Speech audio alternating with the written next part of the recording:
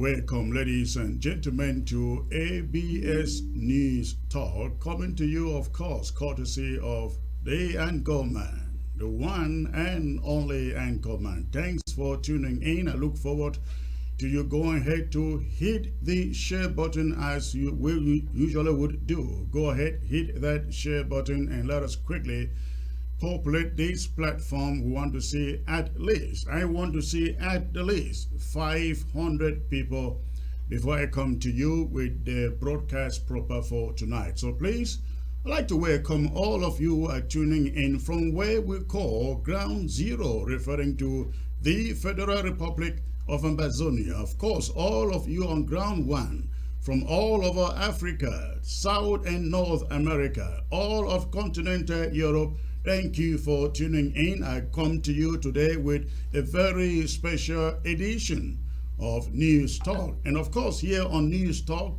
we'll talk about issues in the news. And we are here to educate, to inform, and of course, television always entertain. That is what we are here to do. Again, as usual, please, you go ahead, hit your share button, and in the next 5 minutes, let's have at least 500.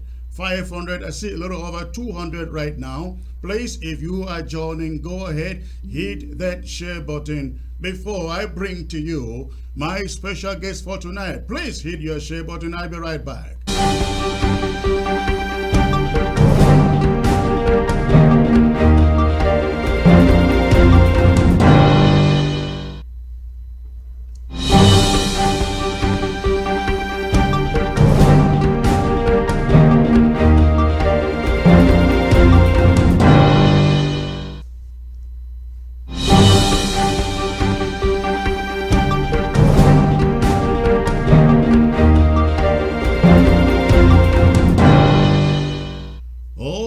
Ladies and gentlemen, thanks for staying put again. Thanks for tuning in. And tonight, I'm going to be bringing to you a very special guest, somebody that is not very unfamiliar to any of you out there if you are a citizen of what we call today the Southern Cameroon's Ambazonia. The struggle for the actualization of Ambazonia's independence, as voted in 1961 by the United Nations, began in 2016. I mean, in proper, what we would call in history, the immediate cause to this current struggle began in 2016, and so many faces showed up fighting for, defending, and supporting the struggle. Along the way, many fell apart, the biblical, many falling along the roadway. So, but of a reason, we see the call for unity, the call for collaboration, and of course, the call for the support of Ground Zero Amber restoration fighters. That is what I am going to do today. I've invited one of those you know so much to come here, and we are not going to fight here. You don't expect that. It's not going to happen. We are going to have a very civil discussion as to this idea of unity, collaboration. We will also talk about, of course, the negotiation that La République du Cameroon is now running away from. But before I get there, ladies and gentlemen, I'd like you to know we have a very critical, crucial fundraiser that is coming up tomorrow. 4 years ago, we banned every La République du Cameroon's 20th May and 11 February, of course, their elections too, from our territory. Recently, we have learned of plans all over the place by the so-called CPDM Youth Council. They are in every one of our counties organizing 11th February celebrations in our territory. And of course, you also learned recently about, the announcement about their so-called senatorial elections coming up next month in March. Ladies and gentlemen, again, we will not allow them to serve us with our vomit anymore. we shall never again allow them serve us with our vomit. We vomited 20th May, we vomited 11th February, we vomited their elections, organized elections that never change anything. And we are not going to allow it to happen at this moment, which is why I am calling upon every Ambazonian in the diaspora. When we talk about firepower on ground zero, it will not be done with bare hands. It will be done with resources put in the hands of those young boys who are sacrificing their everything to defend you, to defend your family, still back at home, to make sure that the generality of Ambazonia has a future. So tomorrow, right here on television and in the Zoom town hall, we're going to be having a big town hall fundraiser to raise funds to support these boys on the ground to keep on doing what they do the best. That is all they require from us. They've never asked us to come to ground zero to pick up the guns. No, they have never. And by the way, not everybody can go pick up the arms. Somebody got to work the money and pay for it. And that is your duty and my duty, to work the money and to pay for it for as long as there are those who are willing and ready and prepared to use it. So tomorrow, we are appealing, ladies and gentlemen, to every Ambazonian. It doesn't matter whether you support the interim government, whatever group you belong, this is about Ambazonia. And this is what collaboration and unity are all about. Coming together to support action on ground zero. We don't care whether La Republic of Cameroon goes to the negotiation table. It isn't going to stop ground zero action, because we are dealing with a whimsical nation that respects no engagements. We will never take them for what they say and what they are until we see action coming from them. And that action will be when La Republique du Cameroon formally withdraw their military from every county of Ambazonia back to Yaoundé and Douala, back to their territory. Then maybe we for once will take them seriously. Until that is done,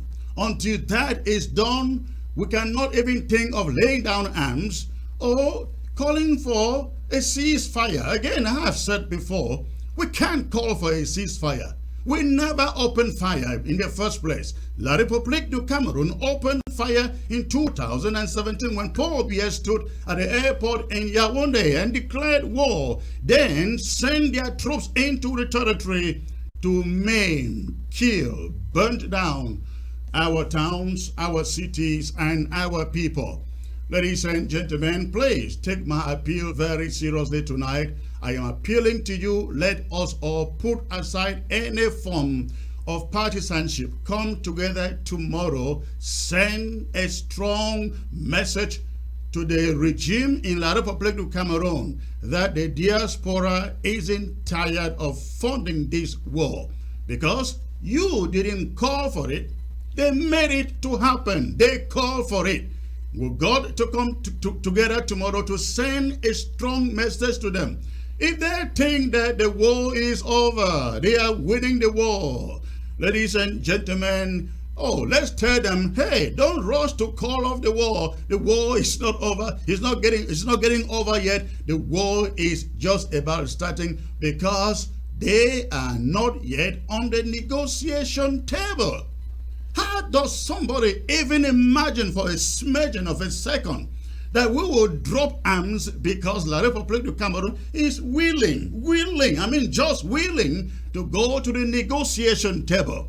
When, after sitting on the negotiation table with the Canadians for 3 months, they rushed back to Yaoundé and said nothing existed. Nothing ever existed as Canada. They never contracted with anybody, not even with their prime minister. Talk less of Canada to talk about mediation between that country and Ambazonia. 360 turnaround, ladies and gentlemen. That is the country we are dealing with. And those are the leaders in that country we are dealing with. We have to continue to prove to them through these fundraisers. We are not tired in the diaspora of funding this war. What we are doing, we are merely defending ourselves against the war they called for 6 years and counting ago. It's a duty for us to defend our people. It's a duty for us to defend our territory. It's a duty for us to take back that which belongs to us. I hear some people saying, where is the international community? The international community is not coming to save you. You got to save yourself. You got to save yourself. And let me say this. Nobody should be intimidated in this war. They use the Department of Justice, they use the FBI and so on and so forth to kind of intimidate. Well, I don't blame the FBI, I don't blame the Department of Justice. When they are told lies, they got to do their due diligence to make sure that what they are told isn't the truth. But this seems to have intimidated some people, ladies and gentlemen.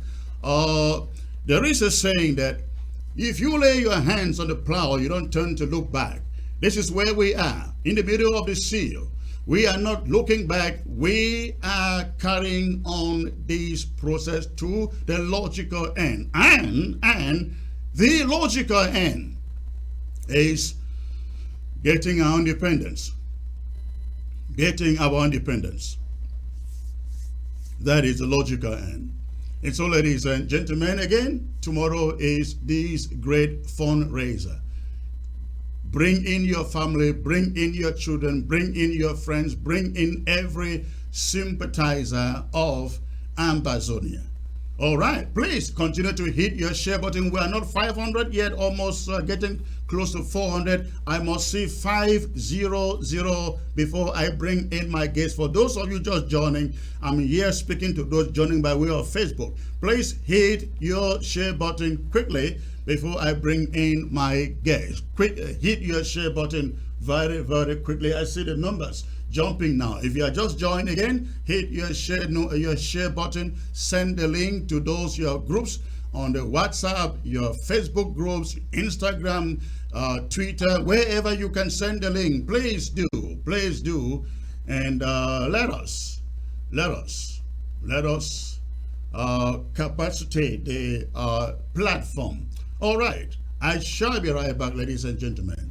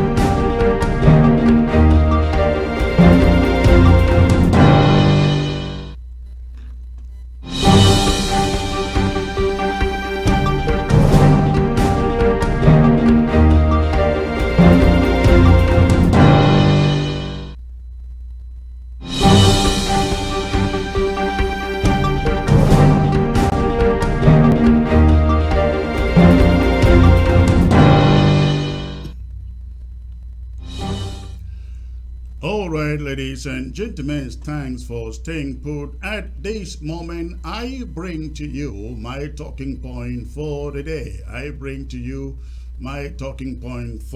Of course, you are told that I have as my guest today the one and only Eric Tataw, one of the fiercest activists we have known in the course of this independence crusade for a free Ambazonia. Last December 13, ladies and gentlemen, the interim government called for a massive rally of unity in Washington, D.C. to protest the invitation of the butcher of Cameroon, and I here mean the terrorist and genocide perpetrator, Paul Biya, to Washington, D.C. for the U.S.-Africa Leaders Summit. The protest rally was also meant to demonstrate solidarity with the three comrades arrested only a few weeks before the Washington, D.C. event. Amazingly, Eric Tataw was one of the comrades who showed up for the rally. Unlike then, he had been somewhat absent from the scene for quite a while. But he didn't just show up like any other person. He showed up investing money in the event, in printed banners and t-shirts, something that added panache, ambience, and color to the rally. But for that event, and his display of camaraderie, I will find it hard today to address him as a fellow comrade in this crusade for a free and independent Southern Cameroons and Bazonia. Like everyone else, and leadership in particular, Eric Tataw had his fair share of falling out with the Amazonian public, both home and abroad. Before then, he used to be the darling activist, a household name in that matter, advocating the independence crusade until events leading up to the impeachment of Ayok Tabe and the coming on board of Samuel Ekomesako showed up. He had the ability, Tataw had the ability, the charisma, and the rhetoric to move people who listened to him. But that lasted only as long as he was willing to stay in the mainstream of public opinion. Of course, it was the same thing with the era of the Mark Barreters and Tapangaivo. The duo led the independence crusade before the advent of the interim government. Like most of you in the general public, I had my own fair share of disagreements and fights with all of them. But with Eric Tataw, it went a little extra mile. But why I survived, Eric checked out and resorted to private life, so to say, taking on to private business. Many things were said and done then. That opening the can of worms today on this show can only mean retrogression. I have since moved on, and it is always in my character to want to move on no matter what. Opening up old wounds at a moment we want everyone to bind together isn't profitable at this moment in our fight. That is why, even when Mark Barretta will shoot me first before shooting Paul Biya, if he had both of us together, I still was graceful enough to extend a hand to him. Having done so, I don't think anymore that if you put Paul Biya and myself together today, that Mark Barretta will shoot me first. I don't think so. He probably won't even think of shooting me again. That is called bridge building. Bridge building. And that is all that is needful. That's all that is important at this moment in this independent crusade to Boya. I was literally flabbergasted, ladies and gentlemen, by Eric Tataw when he walked up to me in Washington, D.C., hugged me before saying, and I quote, "Comrade Chris, we need to talk. We really need to talk," he said. And he added, and I quote, "We need unity now. And Comrade Chris, you can do it." I took it up by heart, and for a compliment too, and promised to call. It is that spirit that has Eric showing up today as guest on ABS News Talk. the spirit of fraternity. In my brief conversation with him before this show, Eric, like many of us, was eager to see that we stop any celebrations of 11 February in our territory. He was eager to join his voice in advocating and rallying Ambazonia to show up tomorrow for the fundraiser designed to stop 11 February and their March elections. He is here with passion. Of course, I'm not going to skip through the Tony Pass, but we will give it only as much time as necessary. I'm one who believes that sometimes waking up sleeping dogs in order to heal the past and fix the future may only lead to old wounds being revived. We will not go down that route on this show. But we won't just brush over it, of course. In all, the goal here, ladies and gentlemen, is to rebuild, revive, and refocus on what unites all of us, the crusade for a free and independent Southern Cameroon's Ambazonia. On the show tonight, we will talk unity, talk collaboration, negotiations, and the raid on Eric's home by the Homeland Security SWAT team. Lest we forget, my home was equally raided by the same team, the same day, the same time that Eric's was raided.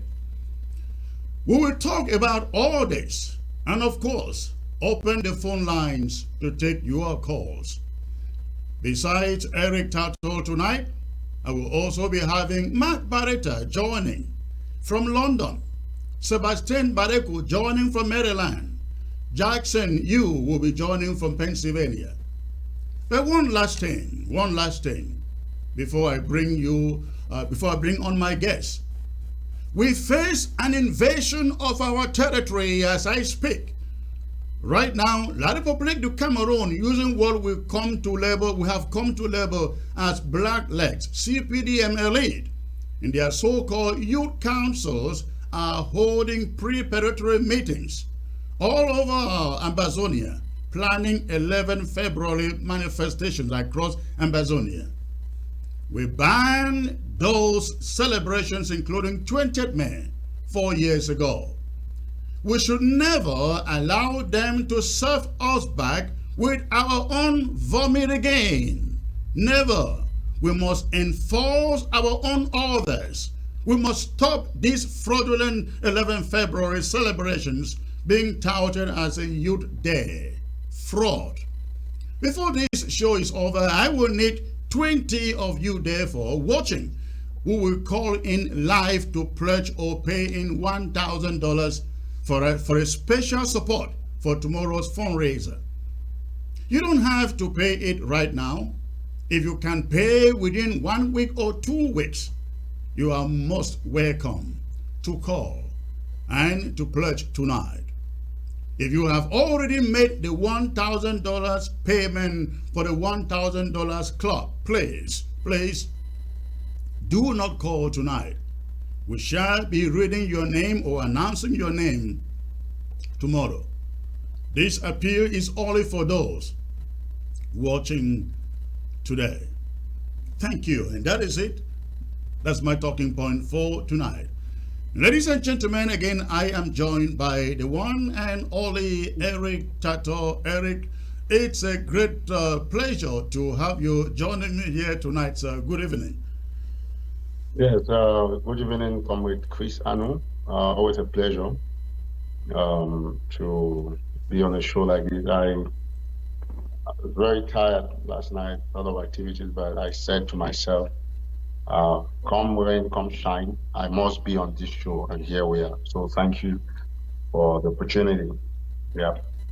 Wonderful. Thank you for honoring the invitation. Let us start right away. Let's start with the raid on your home. Of course, you know I was also raided just as you were raided. They came to my home around 2-6 that early in the morning. I was still lying in bed and hoping to get up and go out, take care of my business, and I heard a bang, bang, bang. Come out, come out. Police, tell us how it happened at your own location. Well, the way it's done is the same. It's a very coordinated team, very experienced, professional. So it's the same. The break-in, just like that, it's a search warrant that comes from a federal judge in your area.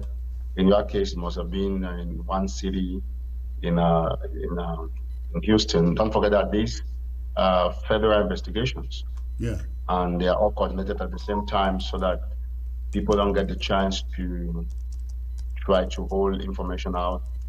And I must say that I'm not very worried or bothered about the raid by the FBI. It's something very normal in the United States.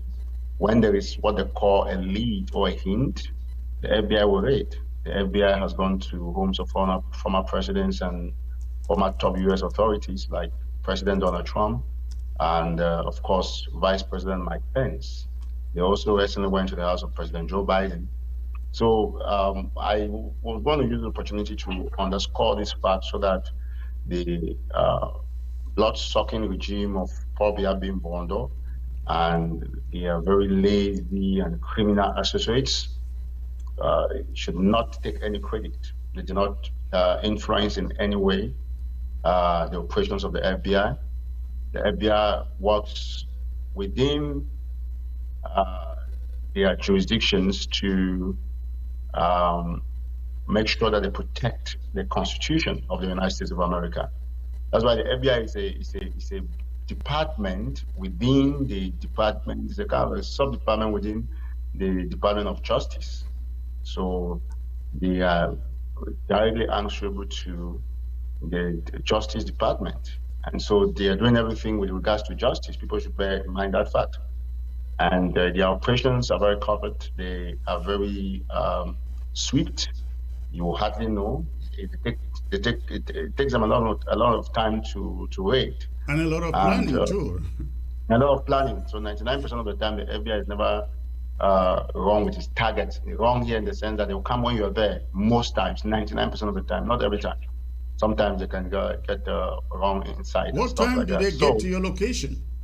So it's about 6, 7. It's the same time. They were doing the same. They are raiding in Texas for the same purpose. It was the same kind of thing. So they were going the same time so that if Chris Anu would hear that Eric Tataw was raided by the FBI, Chris Anu can start adjusting some things in his computer.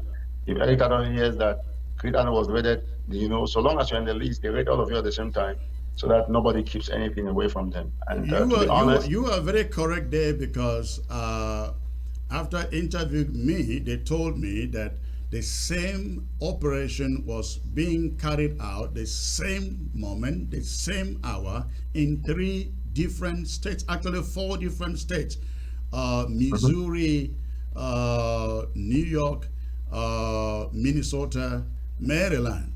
That's what. So you are very correct. They do it at exactly the same time. Now, the same time. Yes, yeah. What did they ask you? What did they say they were looking for in your house? Well, their questions were all based on Amazonia. They thought maybe I had a gun factory here that I make guns and send back home.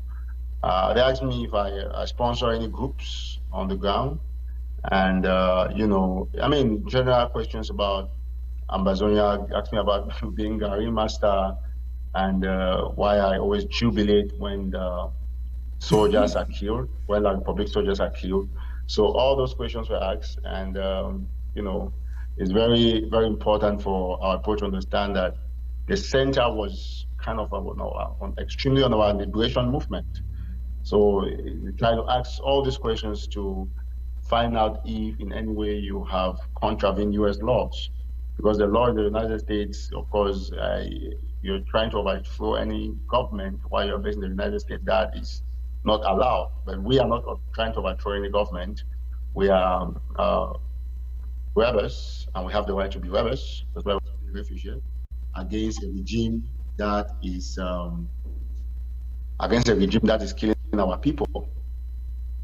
So those are the things they ask, and I answered them and made my point very clear that I will continue to be an Amazonian I'll continue to educate our people on self-defense, and that we will not cede any inch of our land to the Republic of Cameroon. I'm always very firm and clear about those things. Yes. Did they go away with anything from your house? Of course, it's a search and seize rate that is ordered. They will take your phones, all your phones, Yeah, anything they that is took related to actually you, 32 your items from my computer. house in some total. Yes, they took everything like phones, computer, because they are trying to see where, I think, I'm not part of the investigation, but they're trying to see or to understand where exactly um, if there's some things that you said that are not true. Probably they want to see if you're sending money, because, sending a lot of money back home will be fight. But you have the right to send money back home. I don't think it's any issue. Mhm. So, I mean, those are the things that seized all my phones, all my laptops. They went to my office as well. And, of course, during these raids, there are some things that destroy, like a lot of the doors in my house, like one, two, three, like 4 doors. They smashed them down. And but I fixed all those things, so it's okay. It's part of the life we live, part of the life we live as activists, as rebels. When you're fighting for a country, there's a lot you sacrifice. And this is some of the things we want our people to continuously understand, that we stand with them. We are being persecuted at our own end, but we're never going to give up, because Ambazonia is a true dream, it's a reality. And we don't want to get anybody losing sight of that. Now, did that action surprise you, because you have been kind of silent and more business focused for quite a while? Did it surprise you? They targeted you. Of course, that's not the first time they're targeting you anyways, but then you were very active. But you have been kind of laid back recently. Did it surprise you? So, the issue about defining an activist as active is very subjective. With Ambazonians, there's no objective judgment of who is active and who is passive. I think to say that Eric Tato has not been active simply because people see me doing business, I think the rate from the FBI would be an exact interpretation of what the strength the FBI sees in the kind of things Eric Tato's activism is doing. So, give and take, I've never been inactive. I've never been quiet. And it's just that people don't follow closely what we write, what we post. Some people don't do. And so there is a general conception that I needed to be online 24/7 like I used to be before for that to make me active. I want to say that I'm even more active than I used to be before, given my discussions and the things I do. I remain very dedicated to the struggle. I put even more technical, focus on the struggle while doing business. The only thing is that some people think that I should go online every day again and start saying, oh, I'll carry this, I'll do this, quote me everywhere, my name is Eric Tato. But they have to understand that rebels grow maturity, approaches change, strategies change. And when your strategy changes, it doesn't make you inactive. And so the FBI raiding me was not a surprise, because before the raid, I've been going online just because Facebook deleted some of my accounts and some people weren't able to see me like they used to see me before. It didn't make me inactive.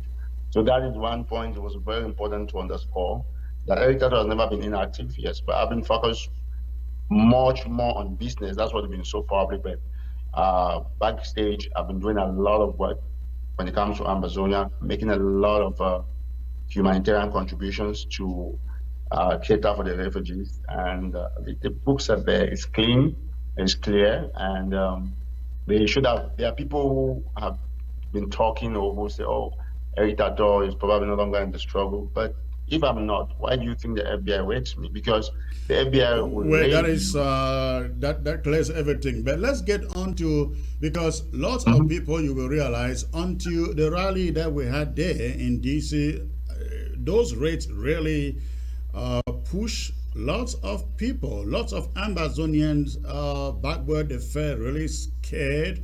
But I think the rally we had in DC really turned things around to have seen us showing up with the level of boldness that we did, carrying placards and posters and confronting Paul Biya in front of that hotel with the CPDM lackeys, the Ngut Santos and the rest who showed up there hailing Paul Biya. But has all those have all those raids and searches by the FBI, have they intimidated you in any way, or tell us how you taking So them? that question is easy to answer because I was just live yesterday, also 2 days ago. I've been live almost at least once every month or twice a month since the raid. So the first thing people have to understand is that when you are a rebel fighting against a country like Cameroon, expect anything. You can be killed, or when you are fighting sometimes and you're not aware of some of the things, it can land you in jail. So you don't have to get scared. You don't have to get intimidated. The rebels never get intimidated. Rebels put their necks in the gallows. They allow their necks to be cut off. They are never scared. Listen, I'm a rebel defending Ambazonia by excellence. I'll say it anytime. I am a rebel against the state of Cameroon. So being a rebel does not make you rebel. The rebel is not a criminal. A rebel means he's against his rebellion. They are religious rebels. So I have never, I mean, I think of all activists and leaders, the FBI has come to me the most. And they said it How many themselves that times? probably this was the fifth time the FBI came to me from day one. The FBI has been coming to me. They put me in little boxes, interviewed me, and I've told them the same thing I told them the last time. So the FBI is doing its job. It's their right to raid us if they think that there's something we're not doing right. When they come there, they think, why did they not arrest you? Why did they not arrest me? Because, I mean, there was a search warrant. If they found evidence that we're doing guns or something illegal, they would have taken us. So a search means if there is anything that they are looking for that's related to what they'll call probable cause, you'll be taken in. That's when you can be indicted. A search is just based on suspicion. It's not because you committed any crime.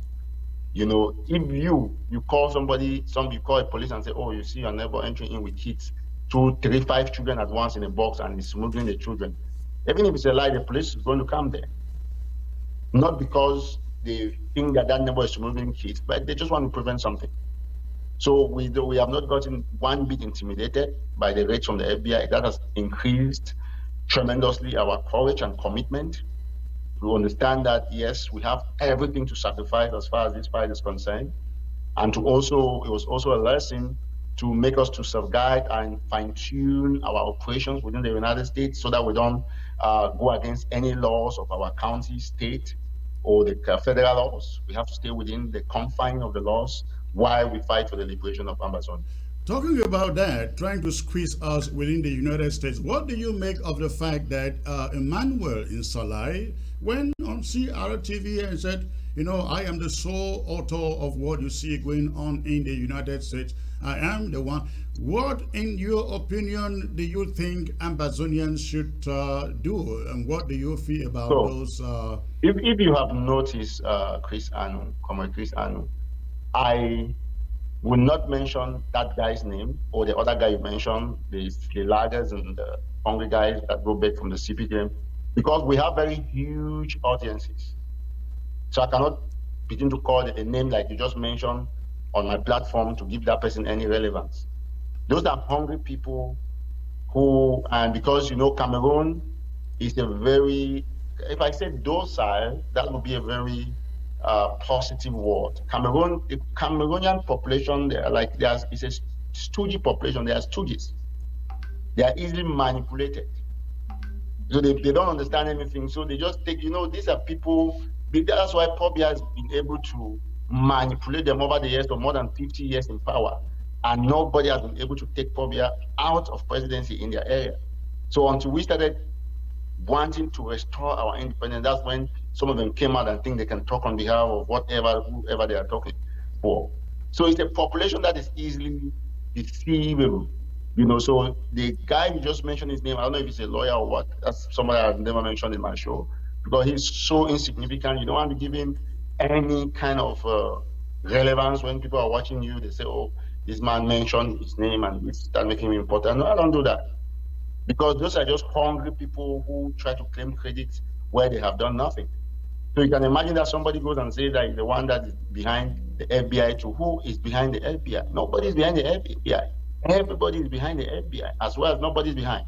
It takes just a phone call. FBI will know there is no official channel where you can come and report somebody to the FBI if you don't have a complaint. You just have a 911 number where they say, see something, say something. Anybody, including anybody can do that. Anybody can do that. And it's a kind of a class action. So when I see people sitting and saying that the Cameroon government played a role, no. People just go and say, oh, Chris Anu, apartment number this is doing this, or house number this is doing this. 10 people call, 3 people call. That is going to culminate to a search. It's not like in Salah, vote anything and then just saying it there. And I regret that I call his name though, but in the most disrespectful manner because he's not a lawyer. There's nothing that any Cameroonian authority has written as a formal complaint. He should have showed us where he wrote a complaint and then said that it would be now him versus Eric Tataw and Chris Anu versus this versus that. You get the point? So he will be there as a key witness. So you see the case from the Department of Justice, there is nobody that is mentioned as a witness. It's just a federal investigation. So if there is a key witness and that has any piece of evidence, and the witness and the whole witness in the whole thing is they're still asking people to call in and provide evidence, right? All right, exactly. Good.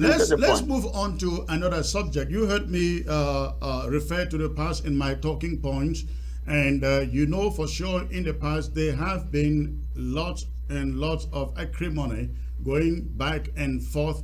I think you agree with me that at this moment, and of course you brought that to my attention in Washington, D.C., this is a moment that every Ambazonian want to see unity, want to see collaboration. And as far as I'm concerned, I think I don't want to litigate the past.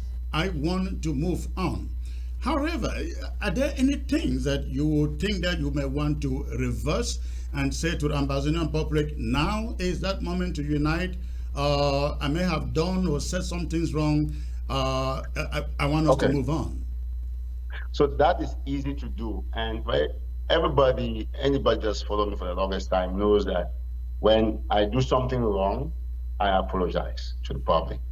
And I want to say this, that we have no choice. We must unite. So it's not a negotiation here. It's not a discussion. It's not an opinion. It's the only way out for us to get this independent. Why? It's the only way.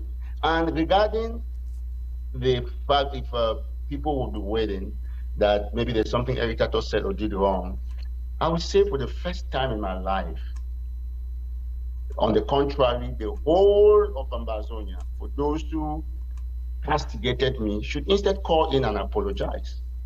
And this is not a flower or something I want for somebody to tell me that, oh, it's true, we're supposed to apologize to Eric Tataw. It's something I want to say it by myself.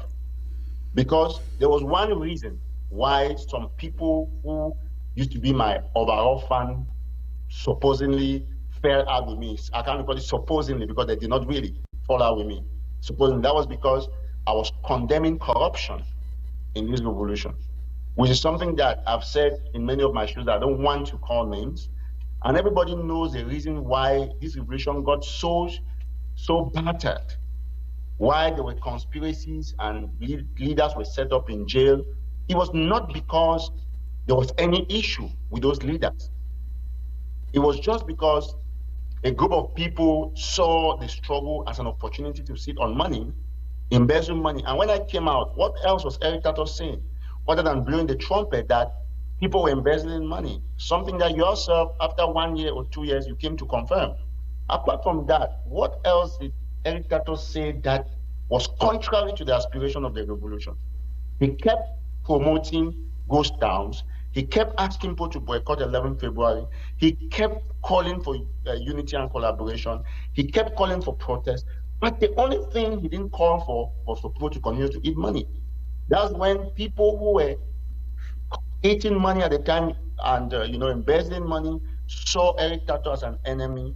They brought their allies together and said it was also important we went out and sabotaged this young man. They call him a tribalist. Because let me tell you something, Secretary Chris. We're not going to go back to that, but since you've asked, I want to be honest with you. If at the time when I was complaining about the embezzlement of my trip to Boya and all the money from Germany, that you came and also confirmed with the other comrade in Germany, you confirmed it.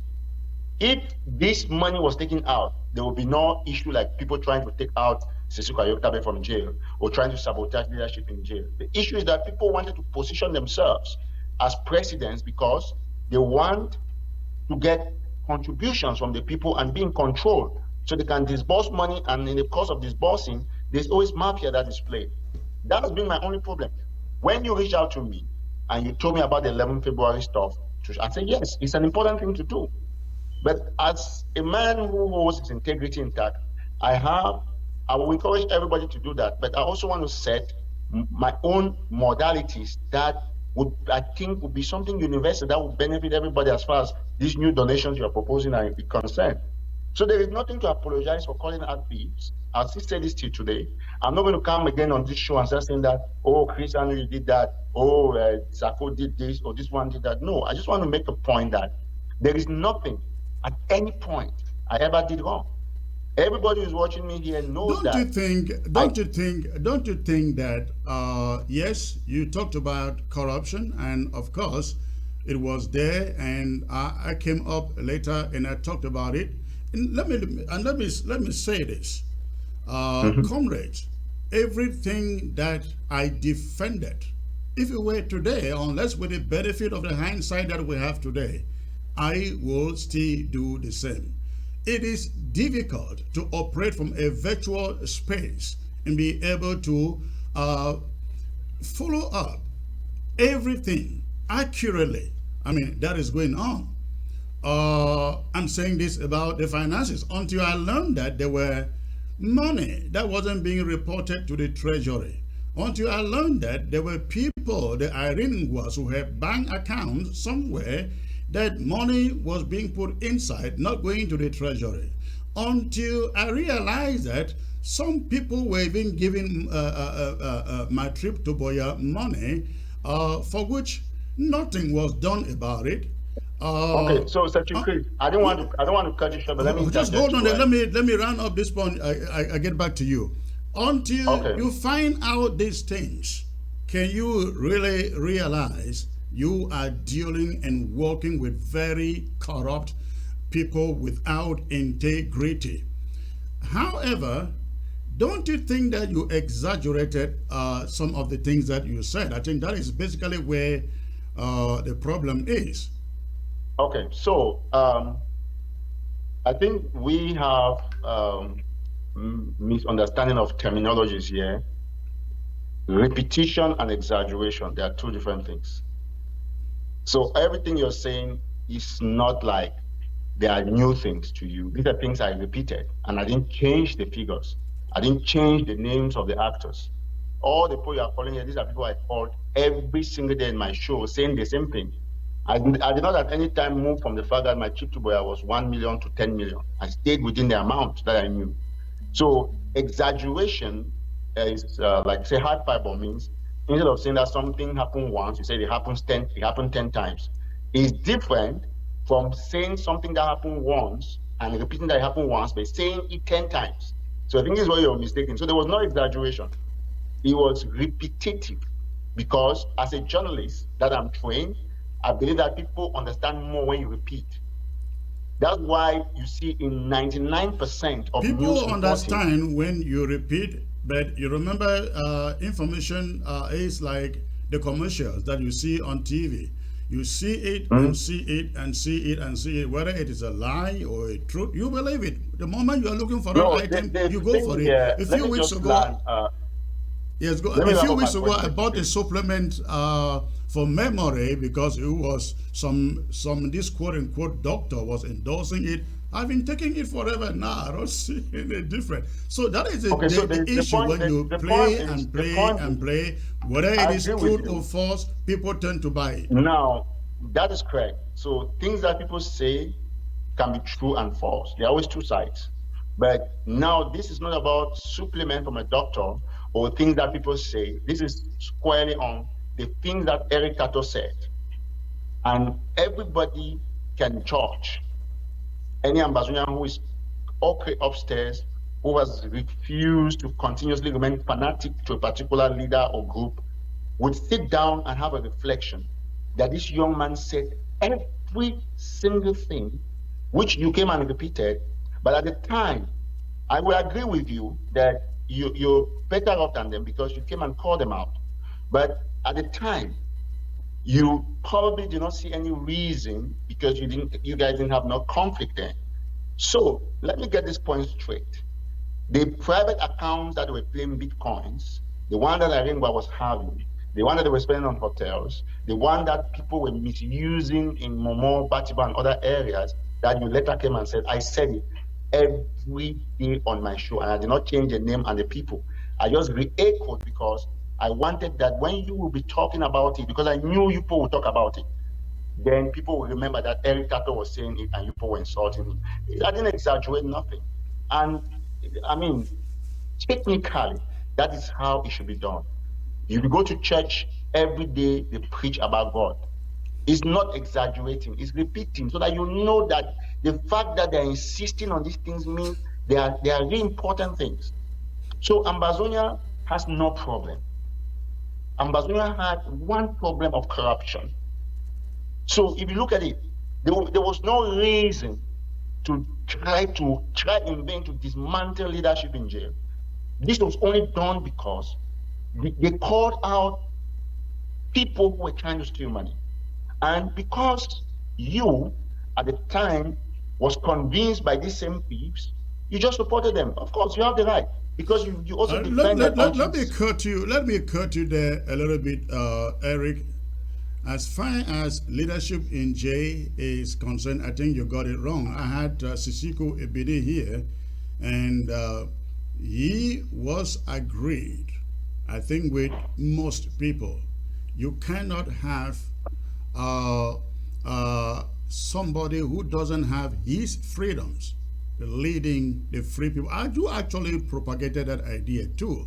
So the issue, the problems with leadership in J wasn't about them leading from J. I mean, it wasn't about corruption issues that you talk about, because even before then, these things were not up yet. You remember the meeting so, in which... Secretary Chris, give me 1 minute. Let me interject you. I'm your guest. Let me tell you something, right? Yeah. You see, this discussion is very, very, very focal and pivotal to moving forward. And I want to tell you one thing. I'll contribute anytime to anything that concerns Ambazonia. But let me say this, right? You see, I can tell you all my life that leadership in jail was literally set up, rubbished in front of the Ambazonian people. There is no, I'm not interested in who is Ambazonian president. I don't care whether it's you or it's Sako or it's Ayaba or it's Sisiku. It's not my business. None of you, you're not my fathers. I don't benefit nothing from you. I want us to put Ambazonia first. So I'm not saying this because I want anybody to look the fact that Sisiku must be president or Chris Anu must be president or Sako must not be president or Ayabacho must be this. That's not my point. I'm just trying to let us know that when something is wrong, we all accept it. Ambazonia is not the first country to try to liberate itself.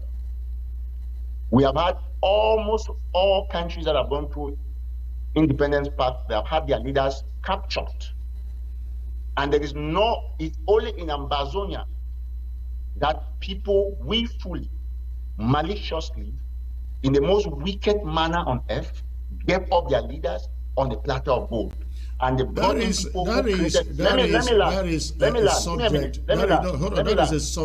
is a subject to debate, because you really have to ask yourself. Also, let me give my opinion. Hold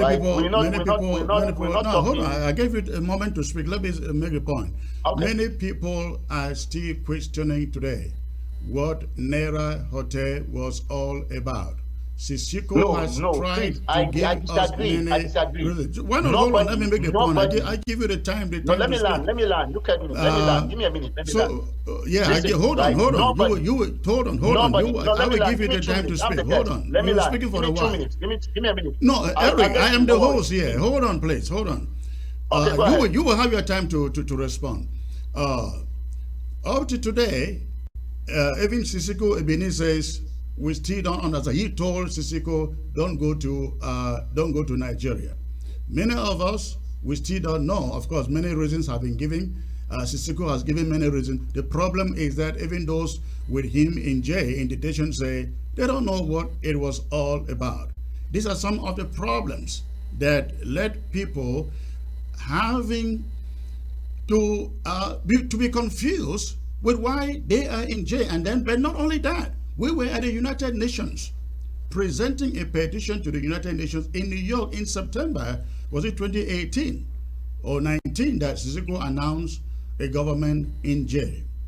That was very destructive. Now, Sarko had just copied his footsteps.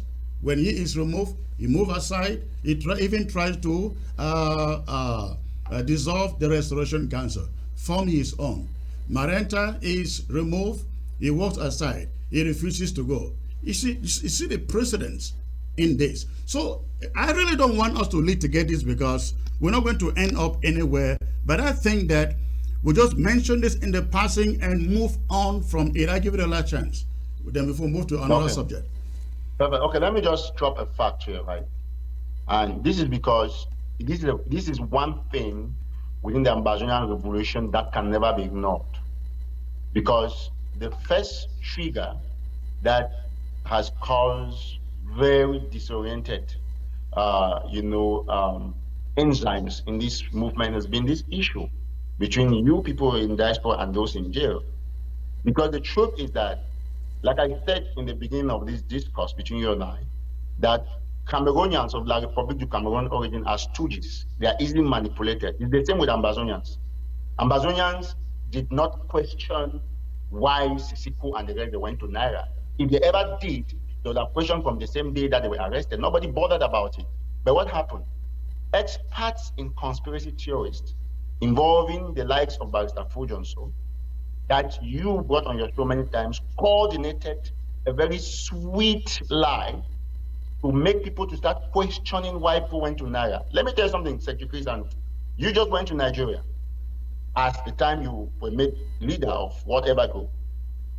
If you were arrested there, it will not mean that you saw the people you went with, because you as a leader of a group, and me as the CEO of Dimples, if I'm going to do something with my members in Minnesota, I go and make that decision to go. If something goes wrong, you only take a conspiracy theorist to start claiming to know why. Let me tell you something. If those guys in jail wanted to come out, they would have come out. I want to let you know, if they can compromise this struggle by making declarations that hurt this struggle, but they have never done it. I do not believe in what anybody says about anybody in this struggle, calling them La Republic, from calling Cho Ayaba whatever name to Sisiko, to you, or to Sako. I only believe in what the person says about this struggle. And so far as we are concerned, we know those comrades that have turned against Ambazonia. You know them, you saw them in Washington, D.C.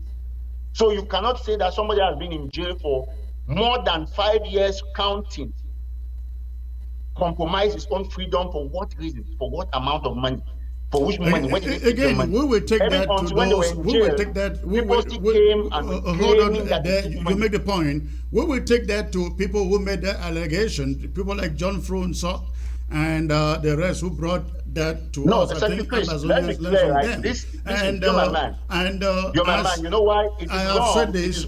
Please, I give you a lot of time to talk. Let me chip in something here. As a person who was representing Sisiko, John Frunso, comes to you, I'm sure he told you too, probably so, Eric, because then you were very close to him. He told that to everybody. We all believed him. All of us believe him. Eric, you will remember the activist meeting. You were in there. Mark Barretta was in there. I think a few other activists were in there. When the question of Sisiko's leadership coming out of prison to continue leadership was concerned, when they were trying to get rid of Sako, I said in that activist meeting, I'm sure you will remember, I think JK too, they were all there. I said to Sisiko, Sisiko, we like you to stay there and remain the leader of Ambazonia.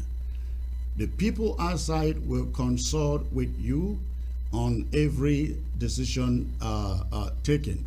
And the promise I made was, Sisiko, if you come out and anybody refuses to hand this thing over to you, I will be the first person to fight that person. Do you remember that? Okay, I don't remember that. Maybe you said it, I was out of the meeting. I don't remember that. But let me say this. Mark Barretta is here. I was there. Maybe I had a distraction. But let me say this, Secretary Chris Anu. Listen, I respect everybody. I respect you because you still fight for this cause. And that's why I came to this show. And we are never going to go back to the area of having this unit. That's why I will support the fund drive with modalities. So we just want to be very specific on, it will be wrong. Let me tell you something that is important in life, is that when there are mistakes, we don't want to visit them. But when we start talking about it, we cannot shift the blame. Let me tell you one thing. I know you. If you are meticulous, right? When something, you know, Fujonso and Comrade Sako and the rest did not succeed to convince me because I'm a man who has will. It's not like they told me everything. They told me what I could go and say about Sisiko and the rest. I have never known Sisiko. He's from Ewele, I'm from Kendem. We are far off, like two different. He comes from Emojo. If you are going to Emojo, you have to pass Upper Bayan, you pass part of Aqua, you pass Mamashina before you go to Sisiko's village. So I've never known him, and I had no reason to support him. I'm not a person who cares about whether you're my sister, my mother, or what tribe you come from. When Fujonso told me, I was close to him, I raised money, I gave him, I told him to show me one proof or show me any recording. There is no way you can bring an allegation about a man in jail that concerns hundreds of thousands like Fujonso was claiming, and then you just want me to buy it. I knew from day one when that was said that it was fake. It was a lie. It was a well-coordinated plan between Fujonso and one of the people in the government at the time. It was not something Fujonso came up with the idea alone. He coordinated it with somebody, and he used you as a communicator at the time to spread it. You post spread lies about a man and people in jail, and these are things that have kept the revolution standing because God himself is not happy. I cannot come here, I come and pretend that, oh, of course I want everybody to be united, but I cannot come and pretend as if everything is okay. People, it was just easy to accept that you people condemn people in jail like that. These are people who have given their lives to us. They don't care about being president, they wanted the revolution to be on track. And everybody will agree that since Yupo tried to so-called impeachment of Sisiko and the rest in jail, the revolution regressed by 99%. Right? Everybody was worried. And because Ambazonians are also one minute, because Ambazonians are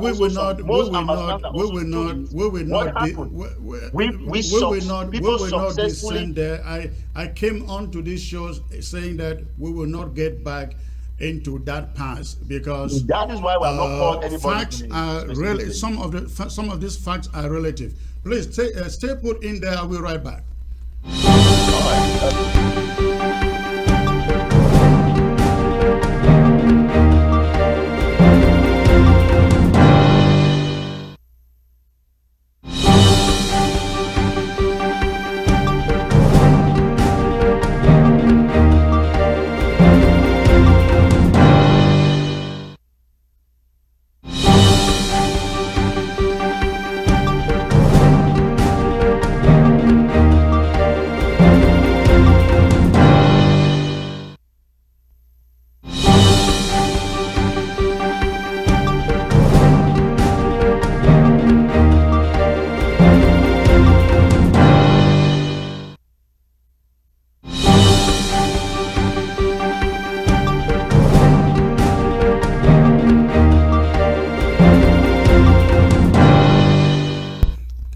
All right. Ladies and gentlemen, thanks for staying put in there. At this moment, I will shift the discussion to the subject of unity and collaboration. You have heard it all over the place. Everybody talking about the need to unite and of course, collaboration, if not unity.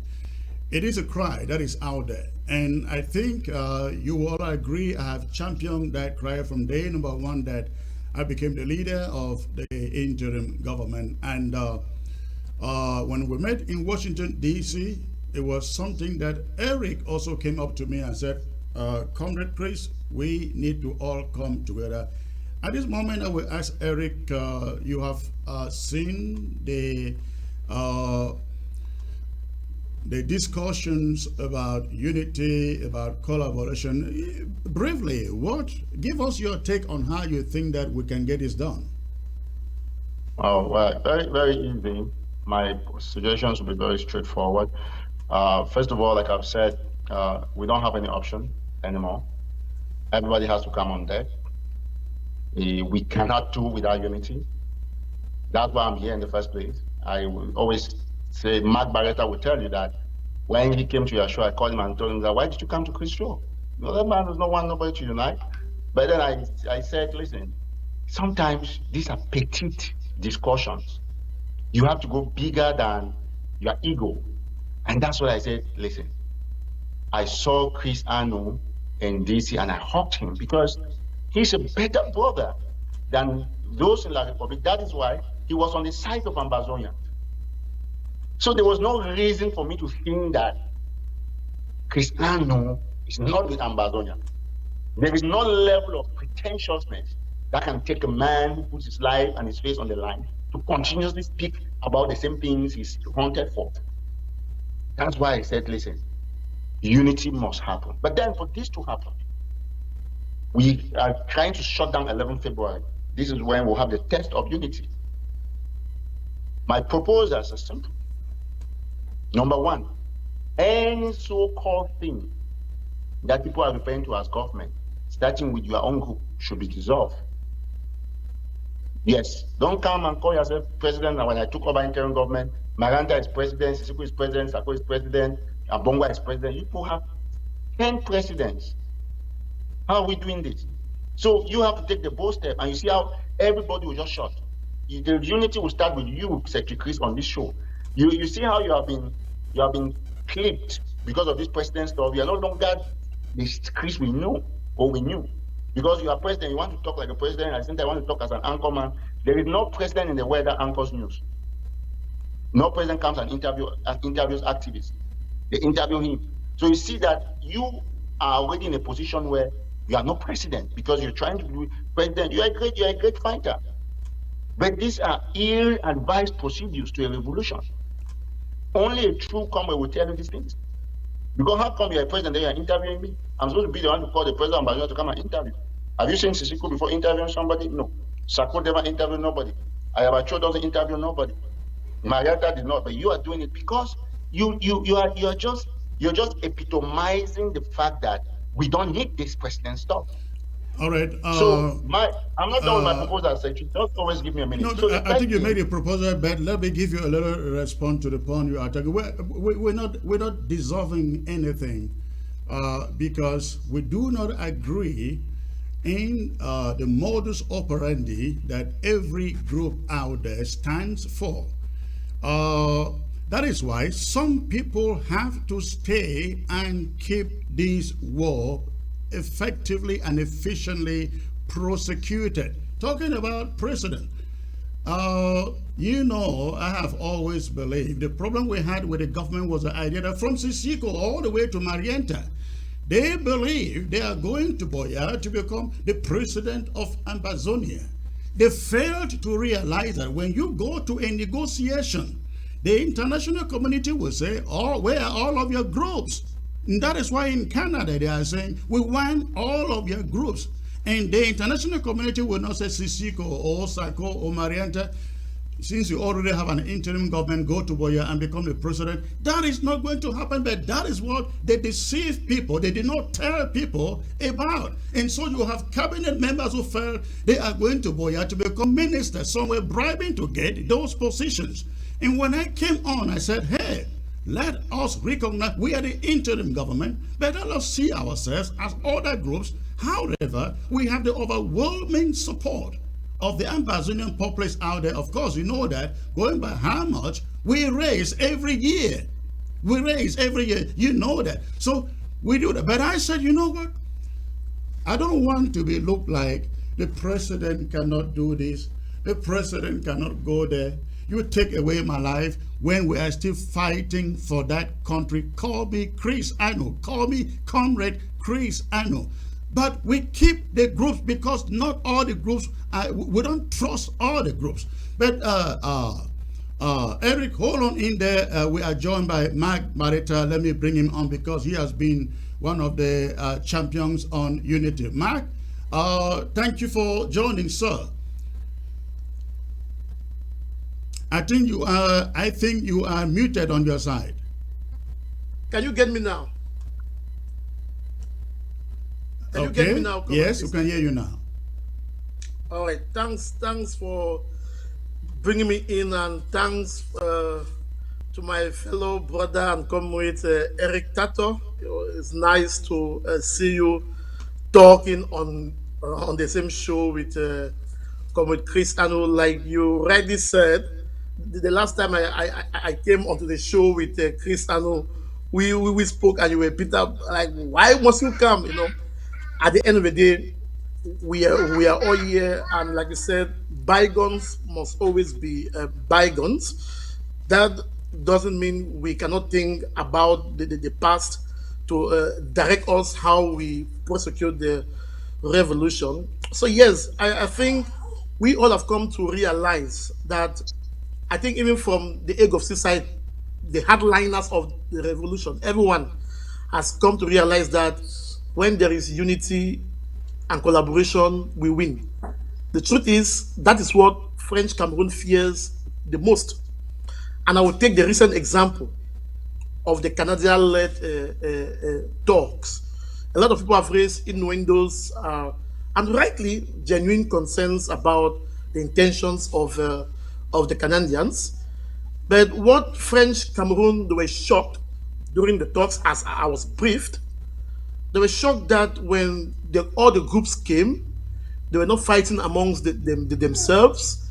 They nominated someone to talk on behalf of Amazonia, and they spoke what really matters.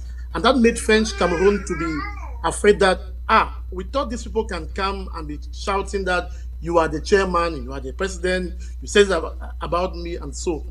And I think, apart from the fact that in Cameroon, they are also divided amongst hardliners and moderates, that was one of the issues that made them to come out and say they have not mandated any country to mediate on their behalf. We know that's a lie, because if a foreign government like Canada cannot come out and make those bold statements, and corresponding embassies like USA and UK making congratulatory comments. So French Cameroon, they are very much afraid of our unity. When they see that we are united, we are talking as one, they are afraid. And there are many things that we can do. I was one of the people that said there was never a need for an interim government. Without the government in the revolution, I have not deviated from that, but I respect those who still hold the mantra, the thinking that a government is needed. For me, it's not a problem. I look at it now as a matter of it is not a problem. Semantic. You are right, Mike. But let us look at the side of Cameroon. We all know that they are very divided. They can't even agree as to who lead their initiative. They don't believe in their prime minister. But on our side, there is this call for the need for an urgent meeting that sits us on the table, get our agenda straight, and get our negotiators on the table. How do you think, on our side, we should go about it? Maybe I should start with Eric first. Briefly, please, because I have other So guests the who will best join thing to in. do now, the best thing to do at this stage is to get our own national dialogue, Amazonian national dialogue, and then we bring all groups on the table. We mandate a single spokesman that will talk on behalf of all those groups. Chris Anu, you can be president, go and take care of your group. Mark Barata, you can be whatever. Eric Tataw, John Bakuru, Joe Lucas Ayaba, Sisiko Ayokta, everybody, no problem. But once we come on that table, let's agree to get one person that will have a mandate that would be term restricted or restrictive to put out communiques, which means that if you, Chris Anu, you take a communique to read on your Anchorman show, you will earn as signed Mark Barata, for example. Sorry. You earn as, say if Mark Barata, say for example, if Mark Barata is the spokesman of that group of the All Ambazonian National Dialogue, if All right. you read the communique, okay. I think we get a point. Do you agree that we go to any mediation process, be it Canada or what anything else, as for as long as we know Cameroon doesn't want to go there, that we go there not as Ambazonian groups, but as a team put together? Because I have thought that what we do is we come together in such a setting that you are describing there. From there, we choose our spokesperson, but not just our spokesperson. We choose our team of negotiators.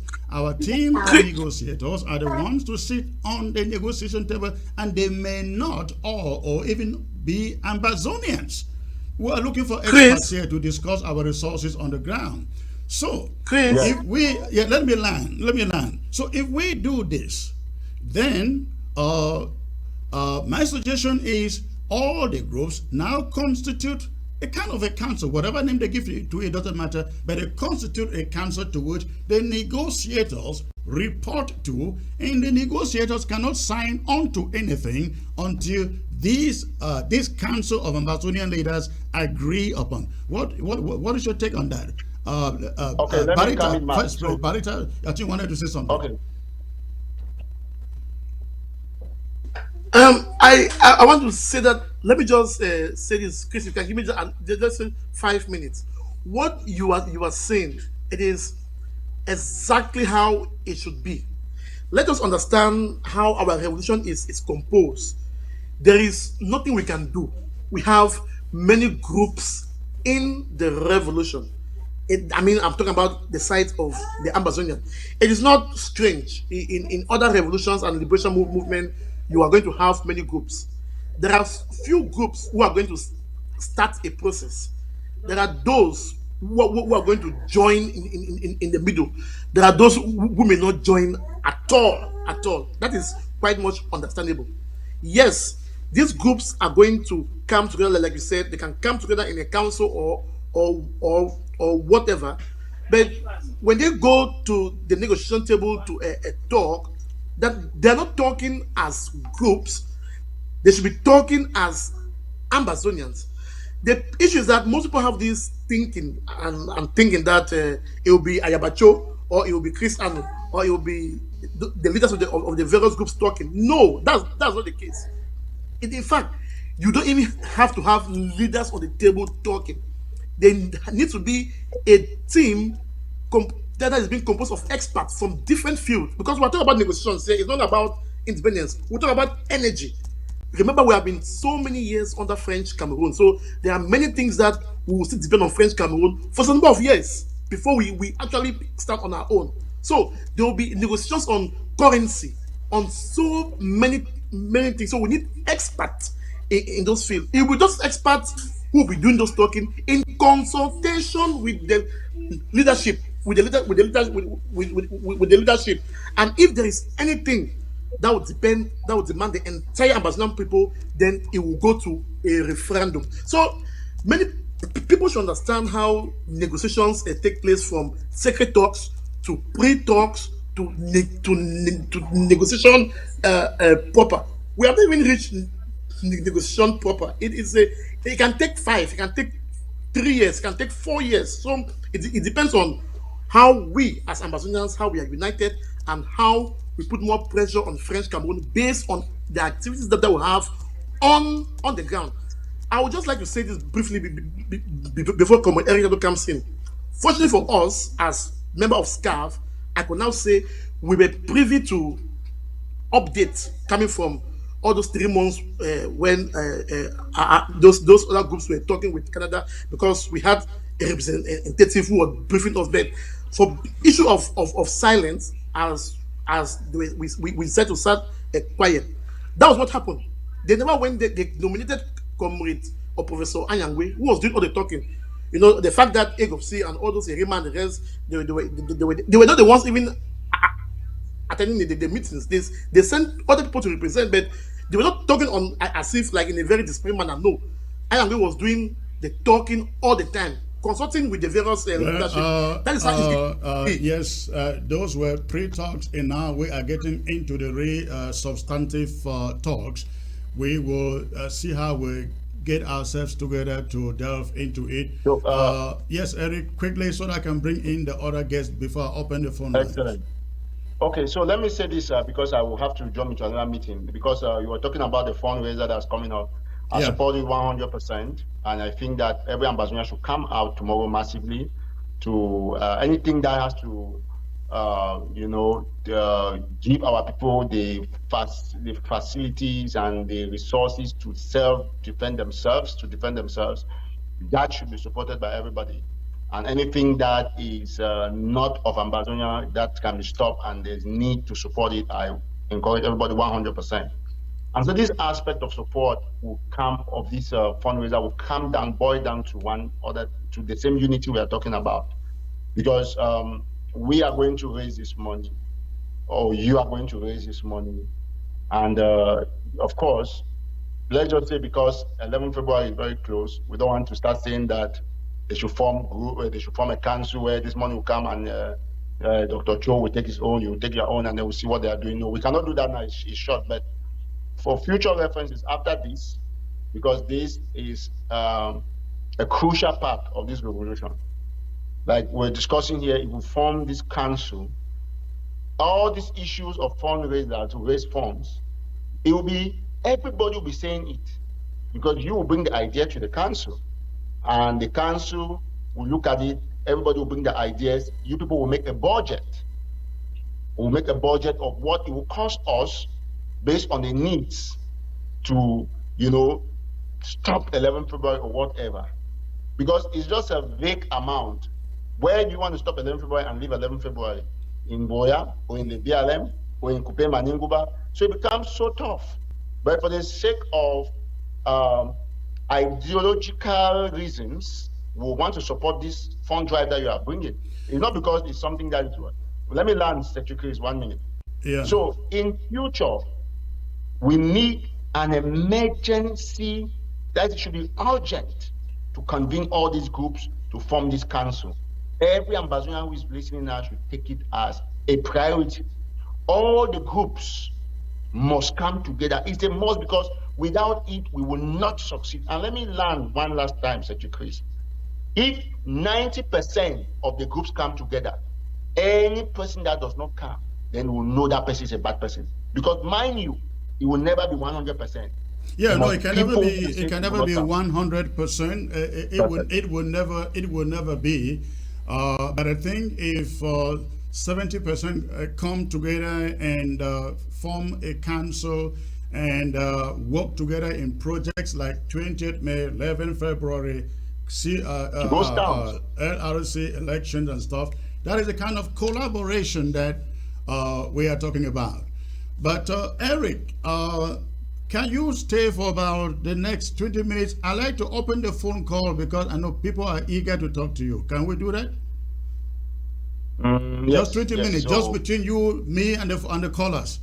All right, good, great. 1 second out, and I come back and open the phone lines. Ladies and gentlemen, stay back on.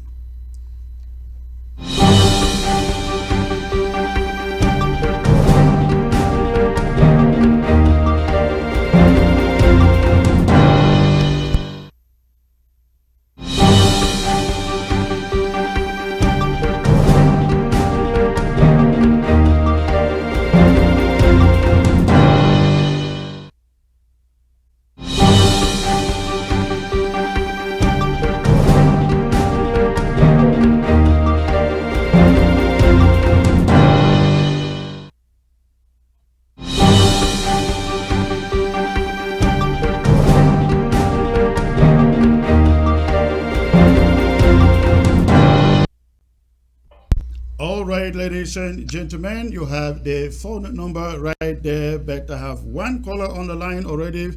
Metro, your name is a little jaw-breaking, and I find it difficult to pronounce. The name is simple, Comrade Chris. It's Maitre Nikomf. Nikomf.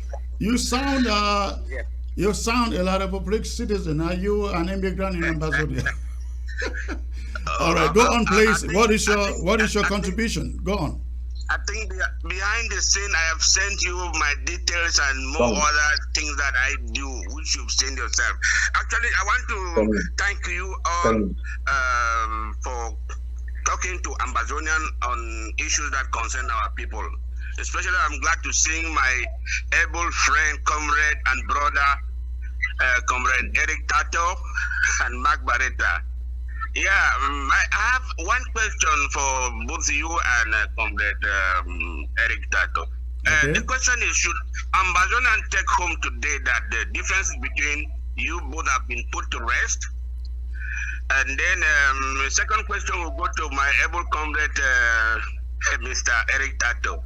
Yeah, you did promise that should the AGOVC or ADF unite or work in collaboration with the IGK, you promised them 100,000 euros in dollars. Is that promise still on the table? Okay, Thank you, sir. Do you mean $100,000 or 100,000 euros? Okay, $100,000. so, You know, the value is almost the same right now. So they are almost the same. So all right. Yeah, and so that is, thank you very much. All right, thank you. As far as I'm concerned, before you come in, Eric, as far as I'm concerned, I don't hold grudges. We pick our fights, we clear it, and I move on. That's just who I am. So forget about whatever went on in the past. Eric, go on, your turn, please. Briefly, so we can take other of course, just to start with the part of the grudges, the first thing about me is that if I have issues and I still have issues with anybody, I don't share the same table with the person. So the simple fact that I'm here, it means everything is dead. So we are charting a new way for Ambazonians because we cannot continuously hold the line. Hold the line. Yes. For some reason, we've had grudges, we had issues, but we kept them, we buried them because hold we the think line, Ambazonia please. is bigger. Because we think Ambazonia is bigger. About your questions about my pledge, well, you know, every pledge has a timeline. And I think that now that the groups are coming together, I'm going to make my donations. I've been one of those activities that has contributed to all the groups. All. But do you really have $100,000 to give out to these groups? Come again?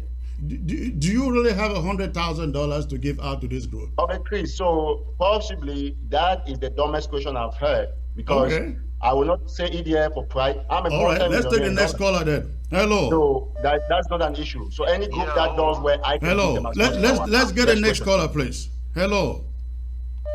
Yeah, hello. I'm calling from Ground Zero. Yes, sir. Where on Ground Zero? What county? Precisely from DMC County. All right, Donga Mountain. What is your question or contribution?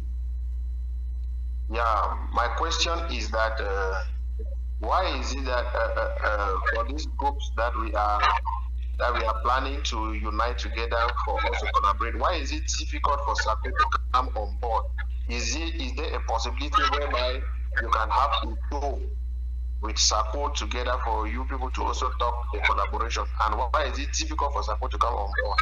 Thank you. Well, thank you. That's a good question. Unfortunately, we can't answer for him. He will have to answer that for himself. Let's see who is next. Comrade Chris. Ground Zero. Hello. Comrade Chris. Hello. Hello. Comrade Chris. Hello. You didn't pick the call, so hello. Hello. Hello. Please turn down the volume of your TV. Turn down the volume of your TV. Focus on the phone. All right, we missed that caller. Let's get to the next one. Hello. Comrade Chris. Hello. Hello, sir. Yeah. Turn down the volume of your TV, please. and focus on the phone. Okay, is it okay? That is good. Where are you calling from? I'm calling from where? All right. What's your contribution? Oh, really? I want to appreciate. I so much appreciate your effort. I so much appreciate your effort towards the unity you are going. Hello. Yes, I can hear you. Go on. Yeah, that I appreciate. Yeah, unity. The spirit of unity that's going on now. All right. Because without the unity, we will go nowhere. The division among you people had made some of us stupid. So I'm so frightened. Understand, we've gone through too much harassment at ground zero here. I'm talking from Boya. So please, if we don't unite, we'll go nowhere. The division among you people, especially you at the diaspora, please, you should unite for our common good. All right. Thank you. Especially some of the players, no group is superior than the other one. I beg you people. Unity, with unity we'll go. We'll achieve our goal. Thank you very much. All right. Thank you, sir. Thank you. I believe they hear you. All right. Okay. I think we don't have any more. Oh, there's a caller from Ground Zero here. Hello. Hello. Hello.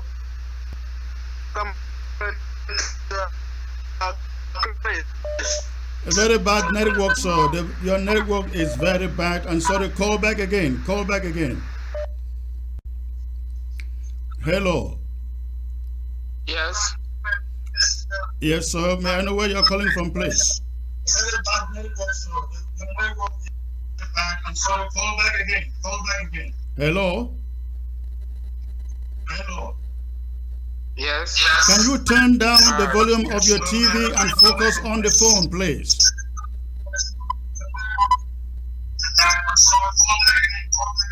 Hello. Hello. Hello, I can hear you. Can you turn down the volume of the TV? I think Secretary, well, I think just make a brief announcement on how before you have to join. Before you Perfect. call, you have to turn down the volume of your set. Because when you are on the phone and there is background noise, we can't hear you. We just can't hear you. All right. Hello. Hello. That's a bad network there. I guess Eric, I guess you want to jump out. All right, give the people your last word and before you jump out, please. So my last word will be mainly on unity, and I think this show is already a starting point. All Ambazonians will understand one thing, that we are fighting only for this. This is the reason why we're fighting, and it's for the flag. This flag is why we're fighting. So all Ambazonians, once independence comes, this is what we'll be flying high. So you will not fly something else and I fly something else. This is what we'll fly. That is why at any time we have always kept this within ourselves. This is what reminds us of our commitment. Remember that this is just the starting point of unity. As much as we've tried, we've never come this close since the issues that erupted, you people know, between myself and the other members of the then defunct interim government. But then the fact that we're coming together already tells you one thing. We will continuously work together because our resources put together as a team can be well coordinated, well directed. It will eliminate every form of corruption and it will bring us efficiency. So I want everybody who's watching from Ground Zero to understand one thing. We have only one motive, and that is the liberation of Ambazonia. That's what everybody is focused on, including those who are in Paul Biya's government. They know for a fact that they are Ambazonians, although they are bound by circumstances to behave like they are not. So my last word would be only on unity, that we'll continue to fight as a team, and we'll pray that every single Ambazonia gets this spirit of rejuvenation. We have to get back on our feet revitalize the struggle, and behave like we never did wrong to any of us as brothers. We have to All work as a right, team. all right, wonderful. All right, thank you for coming on to be on the show. I'm looking forward to you calling in tomorrow to chip in your own donation for the fundraiser. You have a great day. Absolutely, absolutely. I will contribute. I will All contribute right, further. awesome. All right, Perfect. ladies and gentlemen, I'm going to take a short break out. Then I will bring in Comrade Jackson and Barita, and of course, Sebastian Bariku, who are joining from Maryland. Do not touch your remote. I will be right back.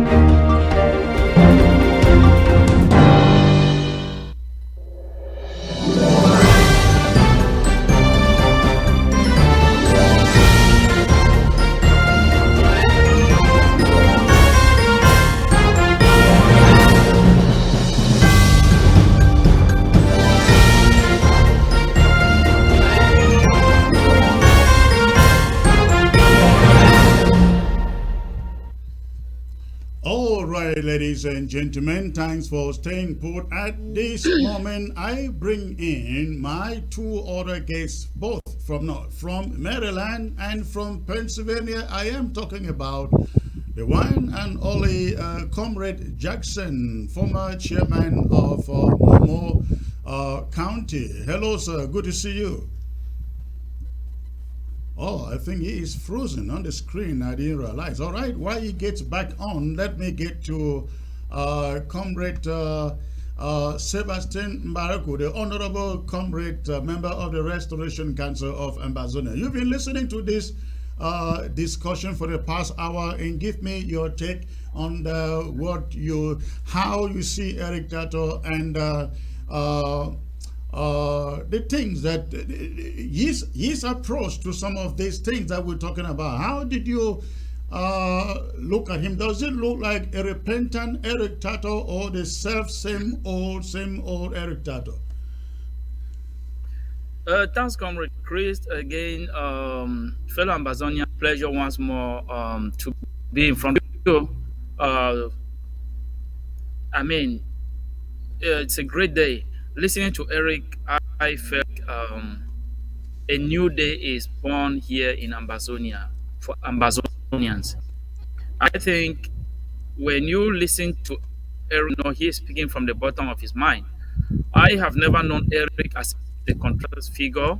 He's always been straight. And, if he was here, I was going to tell him. I was one of those that always wanted to focus. He was against one of those things. But it's later that I came to realize that he was on track.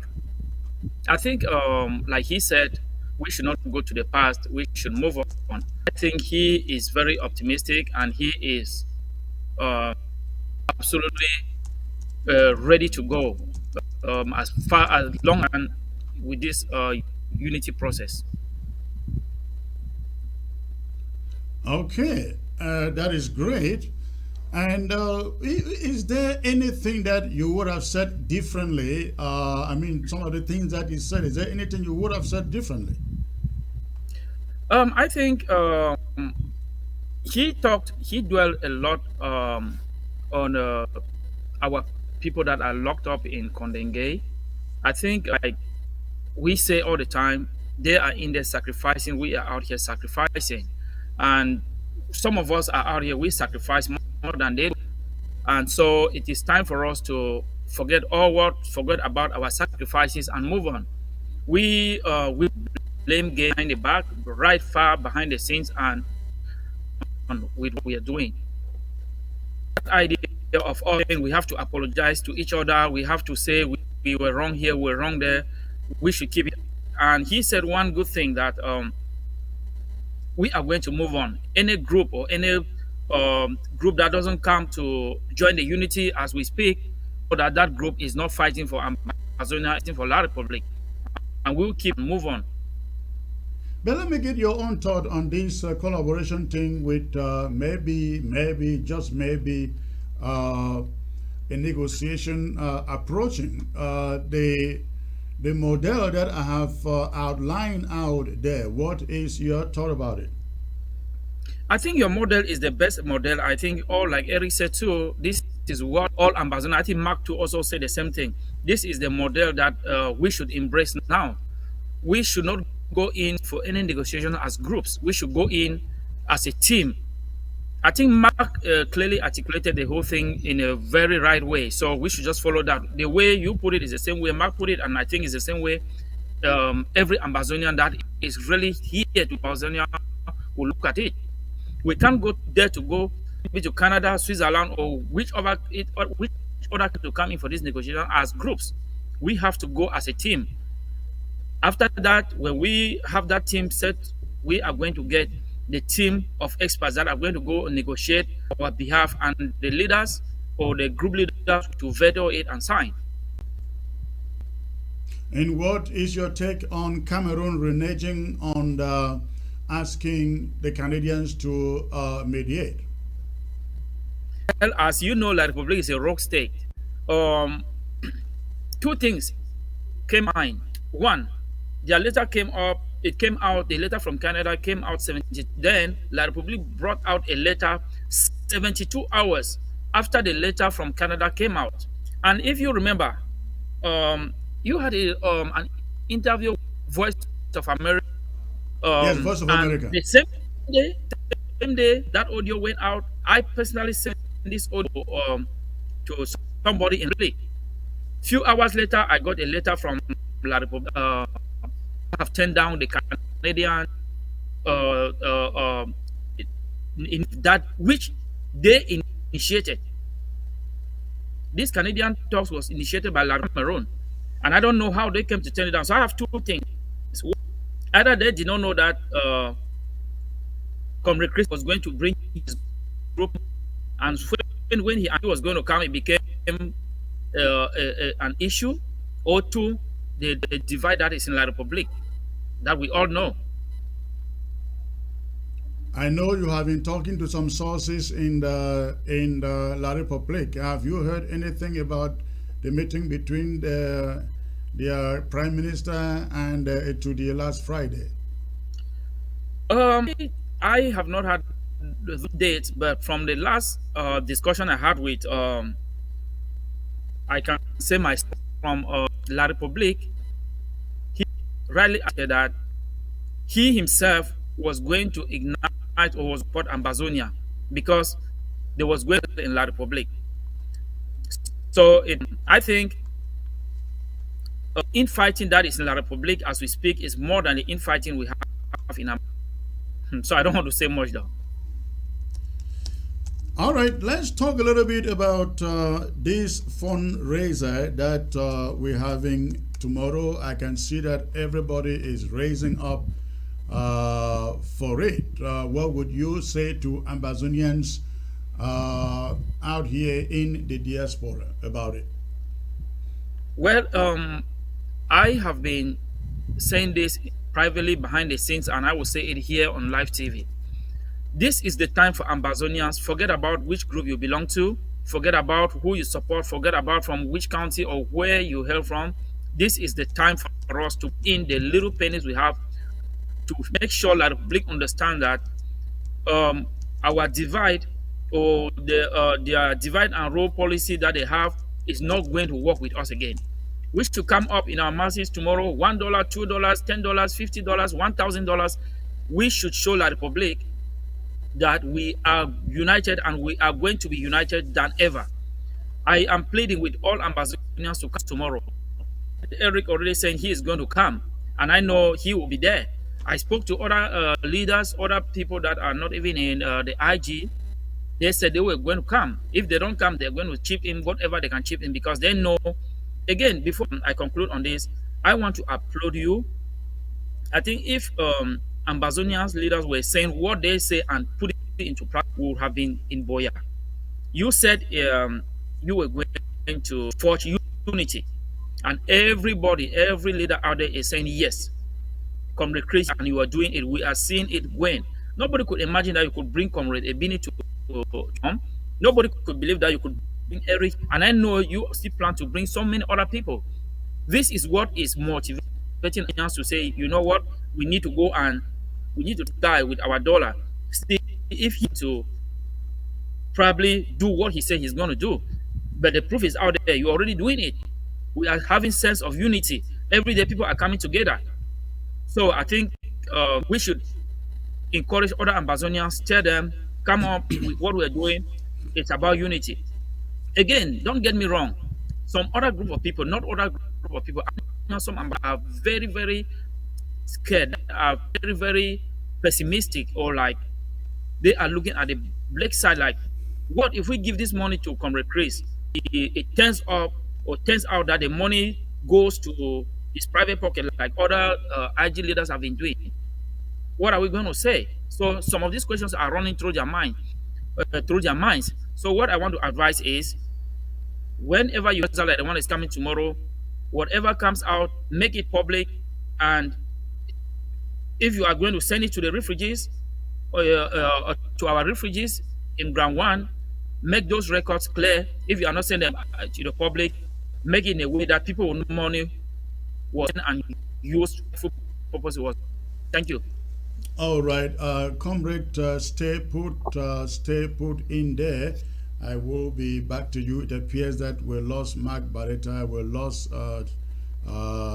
Chairman Jackson, but I am on Chris. You didn't lose me. Oh, you're okay. I didn't lost you. Your camera was turned off, I guess. Yes, I thought you were gone. All right, I come back to you.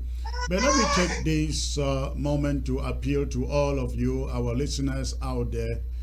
A week ago, we started what we called a $1,000 club towards this fundraiser. $1,000 club. At this moment, I'd like to appeal to all of you out there. We have 10 people, no, we have 9 people already who have called to put in their $1,000. I would like that for the remainder of this show. If you can call and pledge or give your $1,000, that is before the event proper tomorrow, you will become a member of that 1,000 club who is going to stop French Cameroon elections in March and the so-called Youth Day, 11 February, coming up in a matter of a week. I really want to appeal to you out there. I know it is tough out there, but there are people, there are Ambazonians out of close to 600 people who are still watching. We can have 11 people, just 11 people, ladies and gentlemen, who can chip in this $1,000. The phone number is there on the screen. You can call. If you are worried about exposing your name, I can promise you your name will not be put out there. But if you are one of those staunch Ambazonian who doesn't care what goes on out there, hey, call and give us your name, give us your contact, so that I will pass it over to the treasury team. They will contact you and collect the funds. Now, this collection is not for those who have already paid. It is not for those who have already paid or pledged. It is for those, ladies and gentlemen, who just won today. Just for those we won today. So please, for the remainder of this show, I ask you, join the 1,000 club. We need again just 9 people. Please do not call the show unless you are calling to pledge or to give your $1,000. And if you believe we are doing a good job here, trying to bring Ambazonia together, please support this initiative. Comrades, I'd like every one of you to know, I will give all, and I mean all, to see that this struggle succeeds and we regain our country. I think I can say, and rightly so, I've lost everything in the course of this struggle to want to think that anything is too expensive to put in now. My mother has been in jail. My sister been to jail. My brother killed. Our family compound burned. My father gone. Everything. And so there is nothing too big now that we cannot sacrifice. And let me assure you, this is a new regime. You heard Eric Tataw talking about the corruption, the embezzlement, and the stuff in the old regime. This is the new regime. I can promise you, every dime that comes into the pockets of this interim government will go to fund Ground Zero and fund our refugees. That is what we are bound to do. But we have an immediate project right now, which is stopping 11 February. I learned this morning that in BLM, they are preparing to stage a march past in Menji. Ladies and gentlemen, nothing exists in Menji. There are no schools, nothing, zero, not even teachers. They took out all the teachers. But you can rest assured they are transporting people from Chang down to Menji. The French Cameroon soldiers in Azi were moved, transferred today to Menji. They will be probably put on some uniforms and marching there in the public field, pretending to be live, finally going on in the BLM. But I warn them. You make a mistake and set your foot there in Menji or trying to go there from anywhere. Listen, they will get you. Field Marshal is gone, but the Red Dragons are still fighting. They are still there. They will get you. Please don't risk your life. Do not risk your life trying to be transported to Menji for any so-called Youth Day celebration. Oh, Barita, let me come to you, allow you to add your word, your mouth to this 11 February fundraiser. Barita, are you there, please? Yes, Comrade Chris, Anu, allow you to add your own mouth to this 11 February thing that we banned it 4 years ago. We banned 20th May 4 years ago. Now they added their elections in March. We have to stop it, isn't it? Of course, Comrade Chris, and we know that when it comes to Ambazonia, 11 February, 20th May, any elections, those are activities that no Ambazonian, nobody should win there. And I think we are even late. We are late because those are things that we are supposed to plan months before. When it comes to 11 February, 20th May, we should be what we call enforcement, because we know very well that there are spoilers on the ground. We know very well that Cameroon will force through the 11th of February. They use these events to show the world and to show people that everything is okay. These people still love to be in a country that are just a few pockets of people. That is why we need to enforce the ban. And we need to make sure that anyone, any school, any teacher, any student, any person who engages in 11 February is directly going against the law of the land, and there is bound to be consequences. We need to make that clear.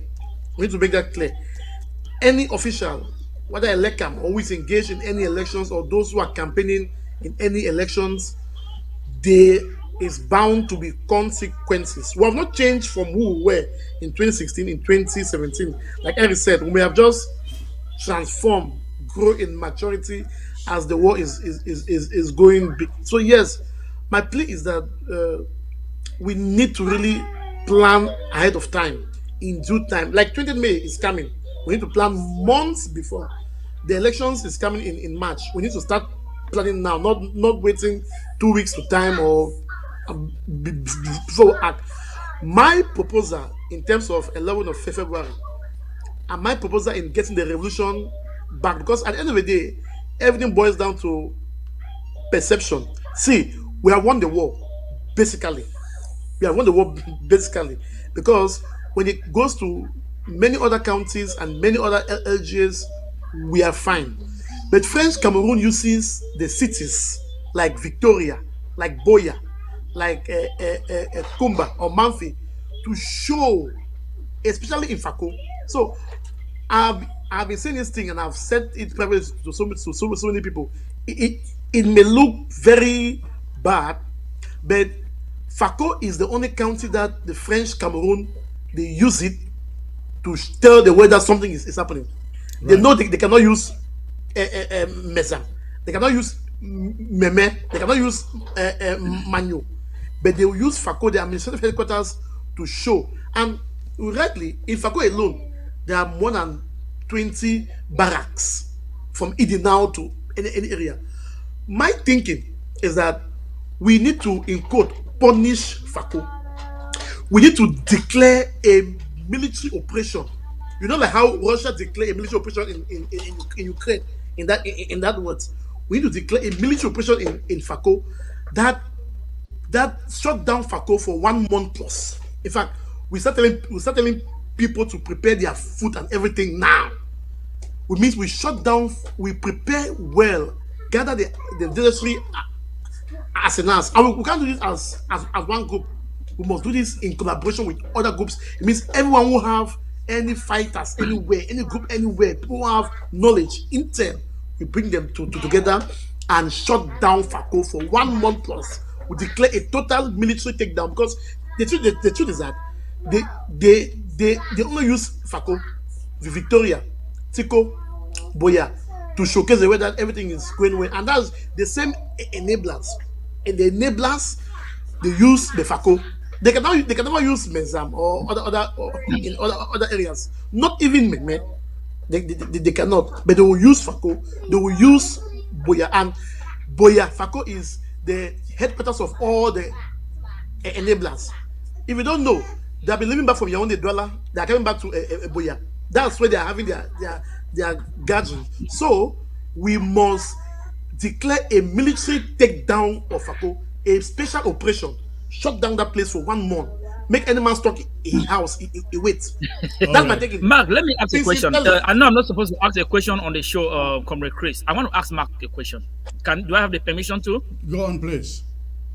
Yes, Mark. It's a pleasure again.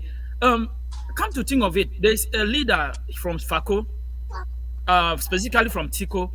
Have you ever heard the town in Tiko? Have you ever heard anything in Tiko? What do you want to say in a situation like this?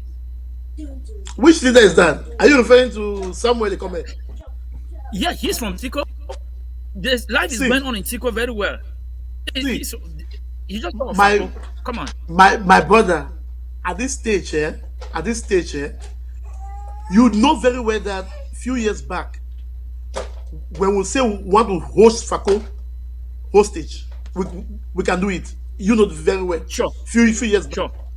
That so many corruption, like you said, they corrupted most of our fighters. A lot of things have gone.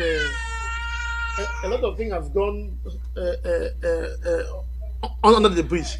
But we cannot keep on relying and saying that Sako, Ekome. See, nice song. as far as we are concerned, all of us, we have stakes in Fako, because Fako is our headquarters of Ambazonia. So Fako, there must be a national strategy because the truth is, you know, headquarters of every war is always tense. There is no way French Cameroon knows that very well, that if Fako shut down, everything has shut down. So we can shut down Mezam, Meme, Manu, Kumbo, and the rest. They don't really care. But if Fako is shut down, they start feeling the effect. I'm sorry, even My own parents are based in Fako. They will need to stock food also. It's a necessary thing that we have to do. If we prepare and put that stock food for 1 month and get the necessary uh, data, get everything, and let's declare a special military operation.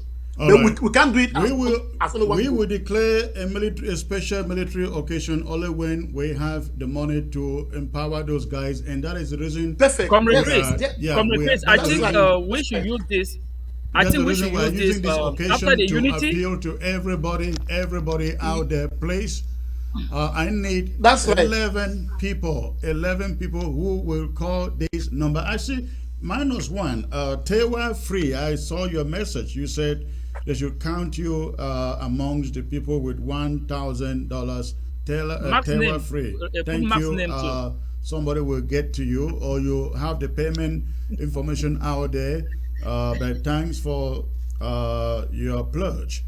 All right, so I would like everybody out there, please, we need just 10 people left.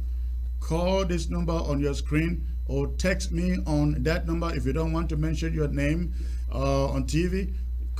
Text me on the number you find on your screen right now and indicate your willingness to pledge or to contribute. Sebastian, go on, please. Yes, I was trying to say I want to make it. There's going to be an open proposal. I think Mark is going to back it up. What the proposal he brought about locking down FACO, it should be our strength of unity. I am proposing that all the group leaders should come together and give out a statement that they are locking FACO to show that we will be united or we are united. Well, that takes time. I guess we all agree, but like, then the next thing is like what funding. Chris said, it's not something that we should just do like in the past, declare. No. If we declare, that means we have the means of getting it done. Yeah. So it's however, before we can declare that too, we need to come together and figure out the logistics. Yes, correct. If I sit here and say, hey, we're locking down FACO, definitely sit there and say they are locking FACO, and that is why I said it needs to be a national response. Yes. Every group involved. Yeah. Yes. That's correct. That's all right. Let me get to this caller, please. Hold on there. Hello. Hello. Good. Yes, Chris. Good. Yes. Good evening, sir. I can hear you. Yes, this na a boy from Ground Zero. Okay. Yes, I have a complaint. And what is it? Yes, firstly around Fako Mutengene. Okay. Yes, so there's boys and they chasing me for 1 quarter from Mutengene here. I will just send some picture and a record which I would like you to listen to it.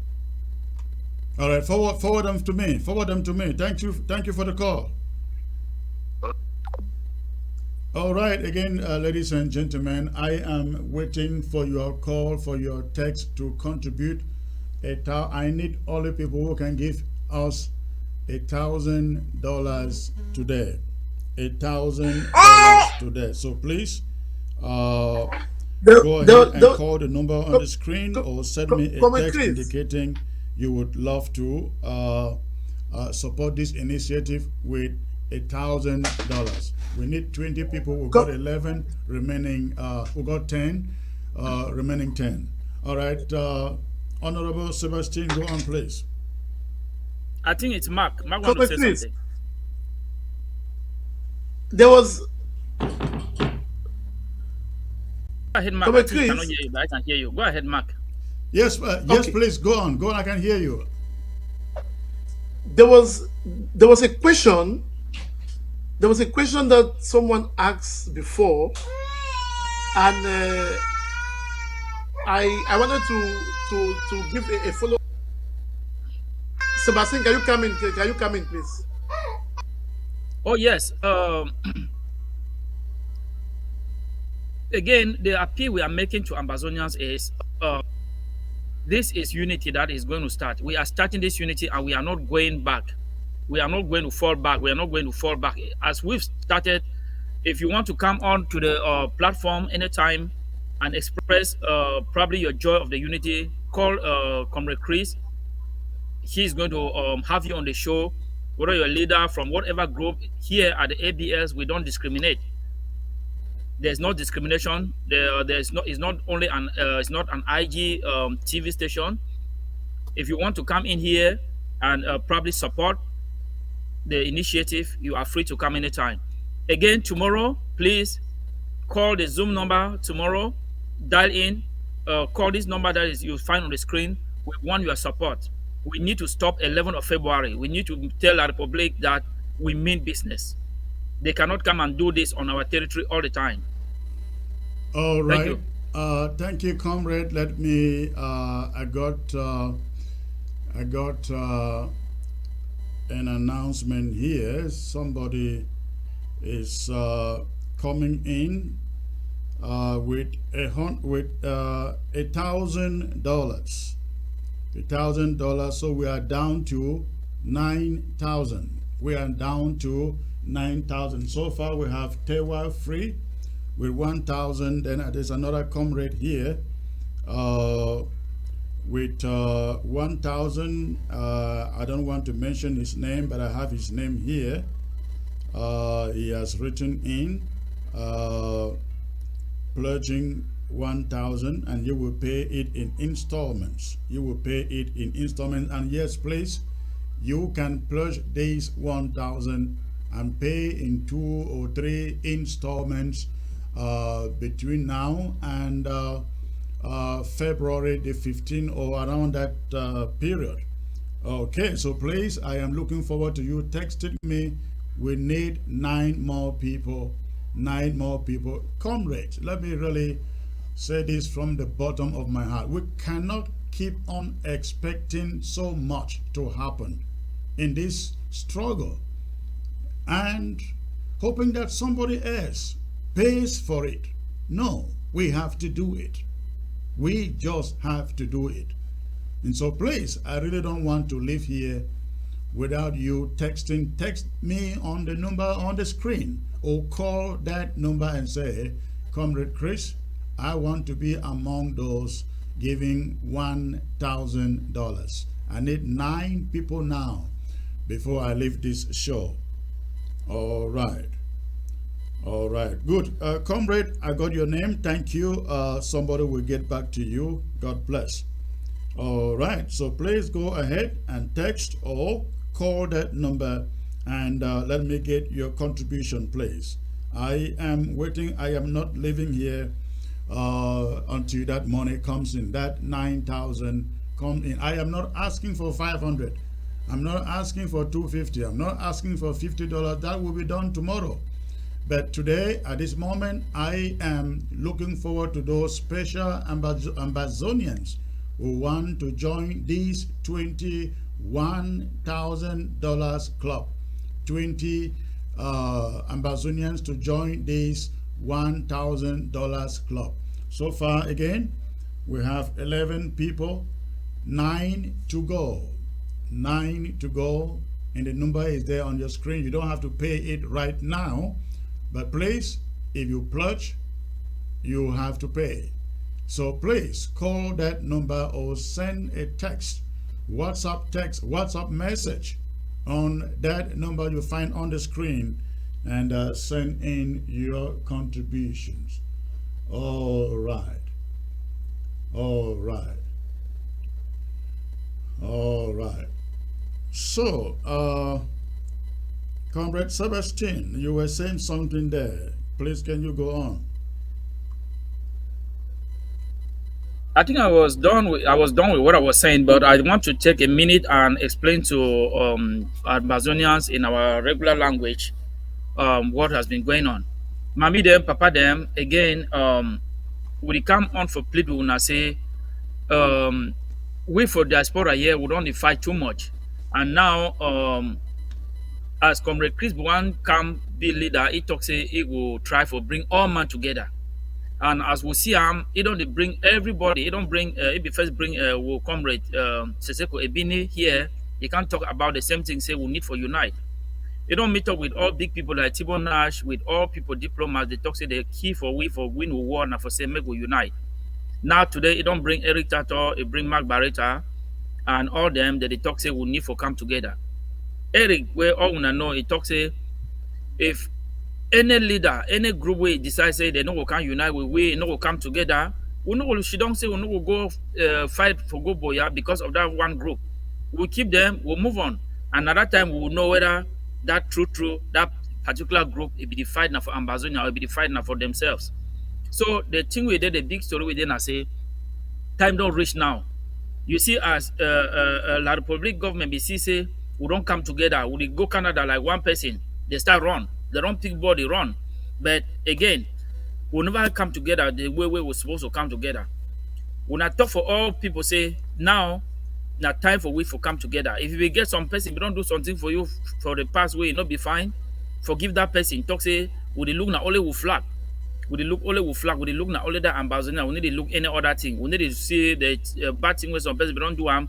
Make we forget everybody. We'll move ahead. Comrade Chris, we talked the other day for TV. He said he get a very good discussion too with Dr. Ayabacho. He'd be very happy. Say we want come together. So now again, we give thank you for Comrade Chris. Say wait we be talk say he could do he do now it be left for we for Ambazonians for join ye, support ye, talk say make we come together, we'll fight this fight like one man. How we will see we say La Republic du Cameroon they come for table like one person and then we will come like group. This group come, this group come, this group come. Again, we will go for Canada or now which country they will take we will go like one person. She don't like Ambazonians. We never say well, she don't like IG, AGOFC, this other group, this other group, this other group. No, we'll go like one person. So the thing we then I say, we don't want to stop this 11 February where they come again. And tomorrow, Sunday, we'll get a fundraiser. Even how much you give them, $2, $3, it will help because we'll get for tell our public say that thing where they be do it no day again. Sometimes they be win with that time because we'll be divided. But now we don't tie with bundle, like one person. Now any how the one come they come will be ready. Thank you, Secretary Chris. All right, sir. Yes, one more announcement. The money is actually dripping in.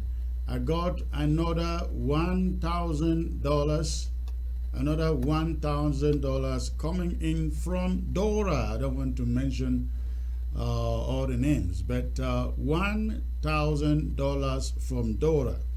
Thank you very much, please. I am still appealing to all of you. We have $8,000 now to go. 8,000 to go. We have Tewa Free with 1,000 and this other comrade from DC with 1,000, Dora with 1,000. We are left with $8,000 to go. That means just 8 people. Just 8 people. And if 2 of you want to join and put in 1,000, but one person will have to call in and send that message. That would be great. I just need 1,000 each. So please, the phone number is there. Call or text me on WhatsApp to indicate your intention to contribute, please. I'm waiting for your message. I'm waiting for your call. Go ahead and do that. Yes, comrade, go on. I think I'm done. Okay, this order, the first 1,000 came from Comrade Raymond. Comrade Raymond. He is the one who chipped in 1,000 first, and then there was Tewa Free, there is Dora. All right. I'm waiting for 8 more people to get me out of here. I really want to get out of here now. I need to get something to drink. So I need 8 Ambazonians to place. Chip in your 1,000 so I can get out of here. I need it before I get here. Go on, sir. Yes, so wait to have the talk now say if even how much we'll put them together because we need for stop La Republic. We need for tell them say we don't already tie one bundle and this bundle no man will break them. You don't hear as Eric talk say he can't give all support. So Eric now big man, they don't get big company until you can give $10,000. other leader dem for other group that would encourage una make una come support this thing, support wetin wey Comrade Chris dey do, so that we fit come together, we move La Republic out of our territory. Now the only thing that we get am. Now the highest fear that La Republic get am. Say if we come together, they don't finish. It don't already start happen. It don't happen, and we will come together, we will defeat them. Even if they like it or they don't like them, they will carry their back run. They will pick ball run. Me, I promise you now. La Republic will pick ball run small time. Again, tomorrow, 2 o'clock, I think it will be 3 o'clock, amber time. We want to see all man call. Even if for how send them, we will get them. We want to say, middle 11 February not happen. And again, as we talk, all the leaders that don't come together, they will start do things like one person. Even the ghost town where they call them, everything now one mouth, now one person will go announce and say, all group they don't shit down, they don't talk say, go stand there from this day to this day. It no be way it will be today. The man say go stand there today. So other one say no go stand no day. All that thing will like probably be ever set up. It don't finish. So tomorrow we beg all man when I come chip in the little way when I get time. If you don't want me to read your name, just talk say anonymous. The money will still enter. I will promise you now. This time all records will be very straight. Records will be very straight. It not be like that time where they give money for Ben. Big people that they send we would go take money, can't give them. They say, oh, we're getting for doing for ground zero. Go bring money. But to me, I put a give money, they take money, give them for them, they take and put them for their pocket. This time around, first full no be full, second full not full. If you go full for whole first time, you don't feel fall for that same hole the second time. If you fall for that hole, that same hole the second time, then you know you're no they fine. Thank you. Oh, all right. Thank you, comrade. At this moment,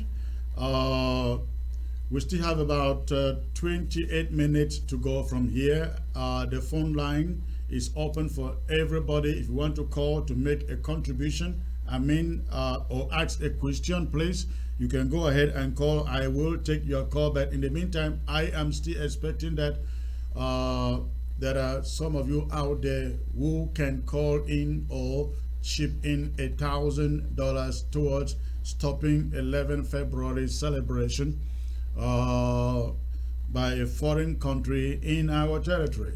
We are also stopping their election. So please, I'm pleading with you. Don't expect us to do so much without that support. So why others call to ask questions to contribute, I expect that you, if you can support with $1,000, I need 8 people, and you can text me your name or text that information, and we will get back to you afterwards. But go ahead, text me your name or call in if you want to support with $1,000. That's all I'm asking. I'm not changing the amount. That's all I need today. 8 people who will do that. So please go ahead and send me a message or call. But in the meantime, if you are on ground zero, you are anywhere you would like to contribute to this show, call that number on the screen.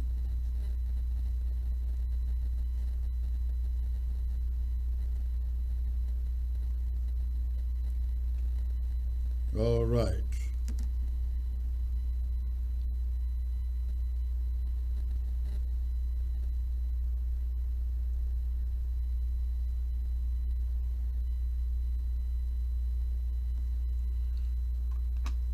Okay, ladies and gentlemen, I am waiting for your phone calls. I am waiting for your phone calls.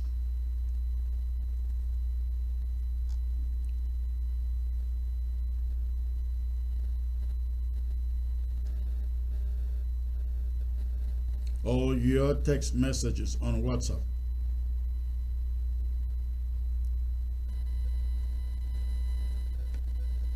All right. I guess we do not have any calls or messages coming in, and since we're coming back tomorrow, we're going to move this for tomorrow. But even after this show, you can still send me a message pledging your support, please. You can still send me a message pledging your support. All right. Sebastian, before you go, your last word, please.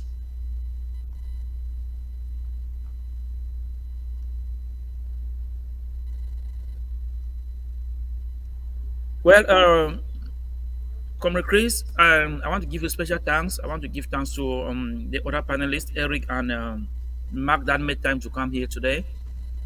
Again, I want to appeal to Ambazonians that this is, let's leave any other thing. This is the highest time for us to come together, unite, be as one person, go to any place as with one voice. All of us have sacrificed, and there's nobody that has sacrificed more than the other. Even a day or an hour that you go to demonstrate is a sacrificial, it's a sacrifice you've made. So we should pat each other on the back and say, you know what, we need to move on together as a group. We need to move forward together as Ambazonians, as one person. Again, unity is the key. Let us unite. Let's forget about the past, forgive each other, and move forward as brothers and sisters, as Ambazonians. And if we keep that spirit, we are going to be in Boya before you know. Thank you. All right, thank you, sir. Thank you. You have a great night. Look forward to seeing you tomorrow. All right, I have a caller on the line, ladies and gentlemen. Hello, sir. Yes, Secretary Chris, thank you so much for taking my call. This is Patrick calling here from Indiana. I just want to say something regarding this Canadian discussion. Based on what is going on and what is happening in La Republique, I think this is the right time for the Prime Minister and all those other Ambazonians who are within the government to resign, because it's already demonstrated that they do not have any voice in Yaoundé. They are just being kept there at 2Gs to accomplish what they want to accomplish in Ambazonia. So the Prime Minister and all the other people should start thinking about finding a way out of that country so that this thing can be over the next day. Well, where do they resign to? You think they have ever been on the side of Ambazonia? If they had been on the side of Ambazonia, you'll be expecting them to say, hey, if you are not ready to solve this problem, we are moving to, back to our side. But they have never been on our side. Well, but at this point, they are already seeing that they don't even belong there. So whatever they are doing, they don't even have a home now. That is true. Well, it's a fact. Unfortunately, we're not expecting that. Thank you. All right, sir. Thank you for the call. All right, ladies and gentlemen, I think I'm going to call it a day here. In the meantime, please, I look forward to seeing all of you joining the fundraiser tomorrow. The Zoom link is making the rounds already. Please ask for it. Ask for the Zoom link for tomorrow. And join it shall be starting at 7 p.m. Amber time. 7 p.m. Amber time. That will be the starting time in the Zoom. And we're going to also be relaying that here on the ABS. I want to thank all of you for tuning in and being part of the show. Please, let's get back again tomorrow to send a message to La République du Cameroon that Ambazonia forever. Good night.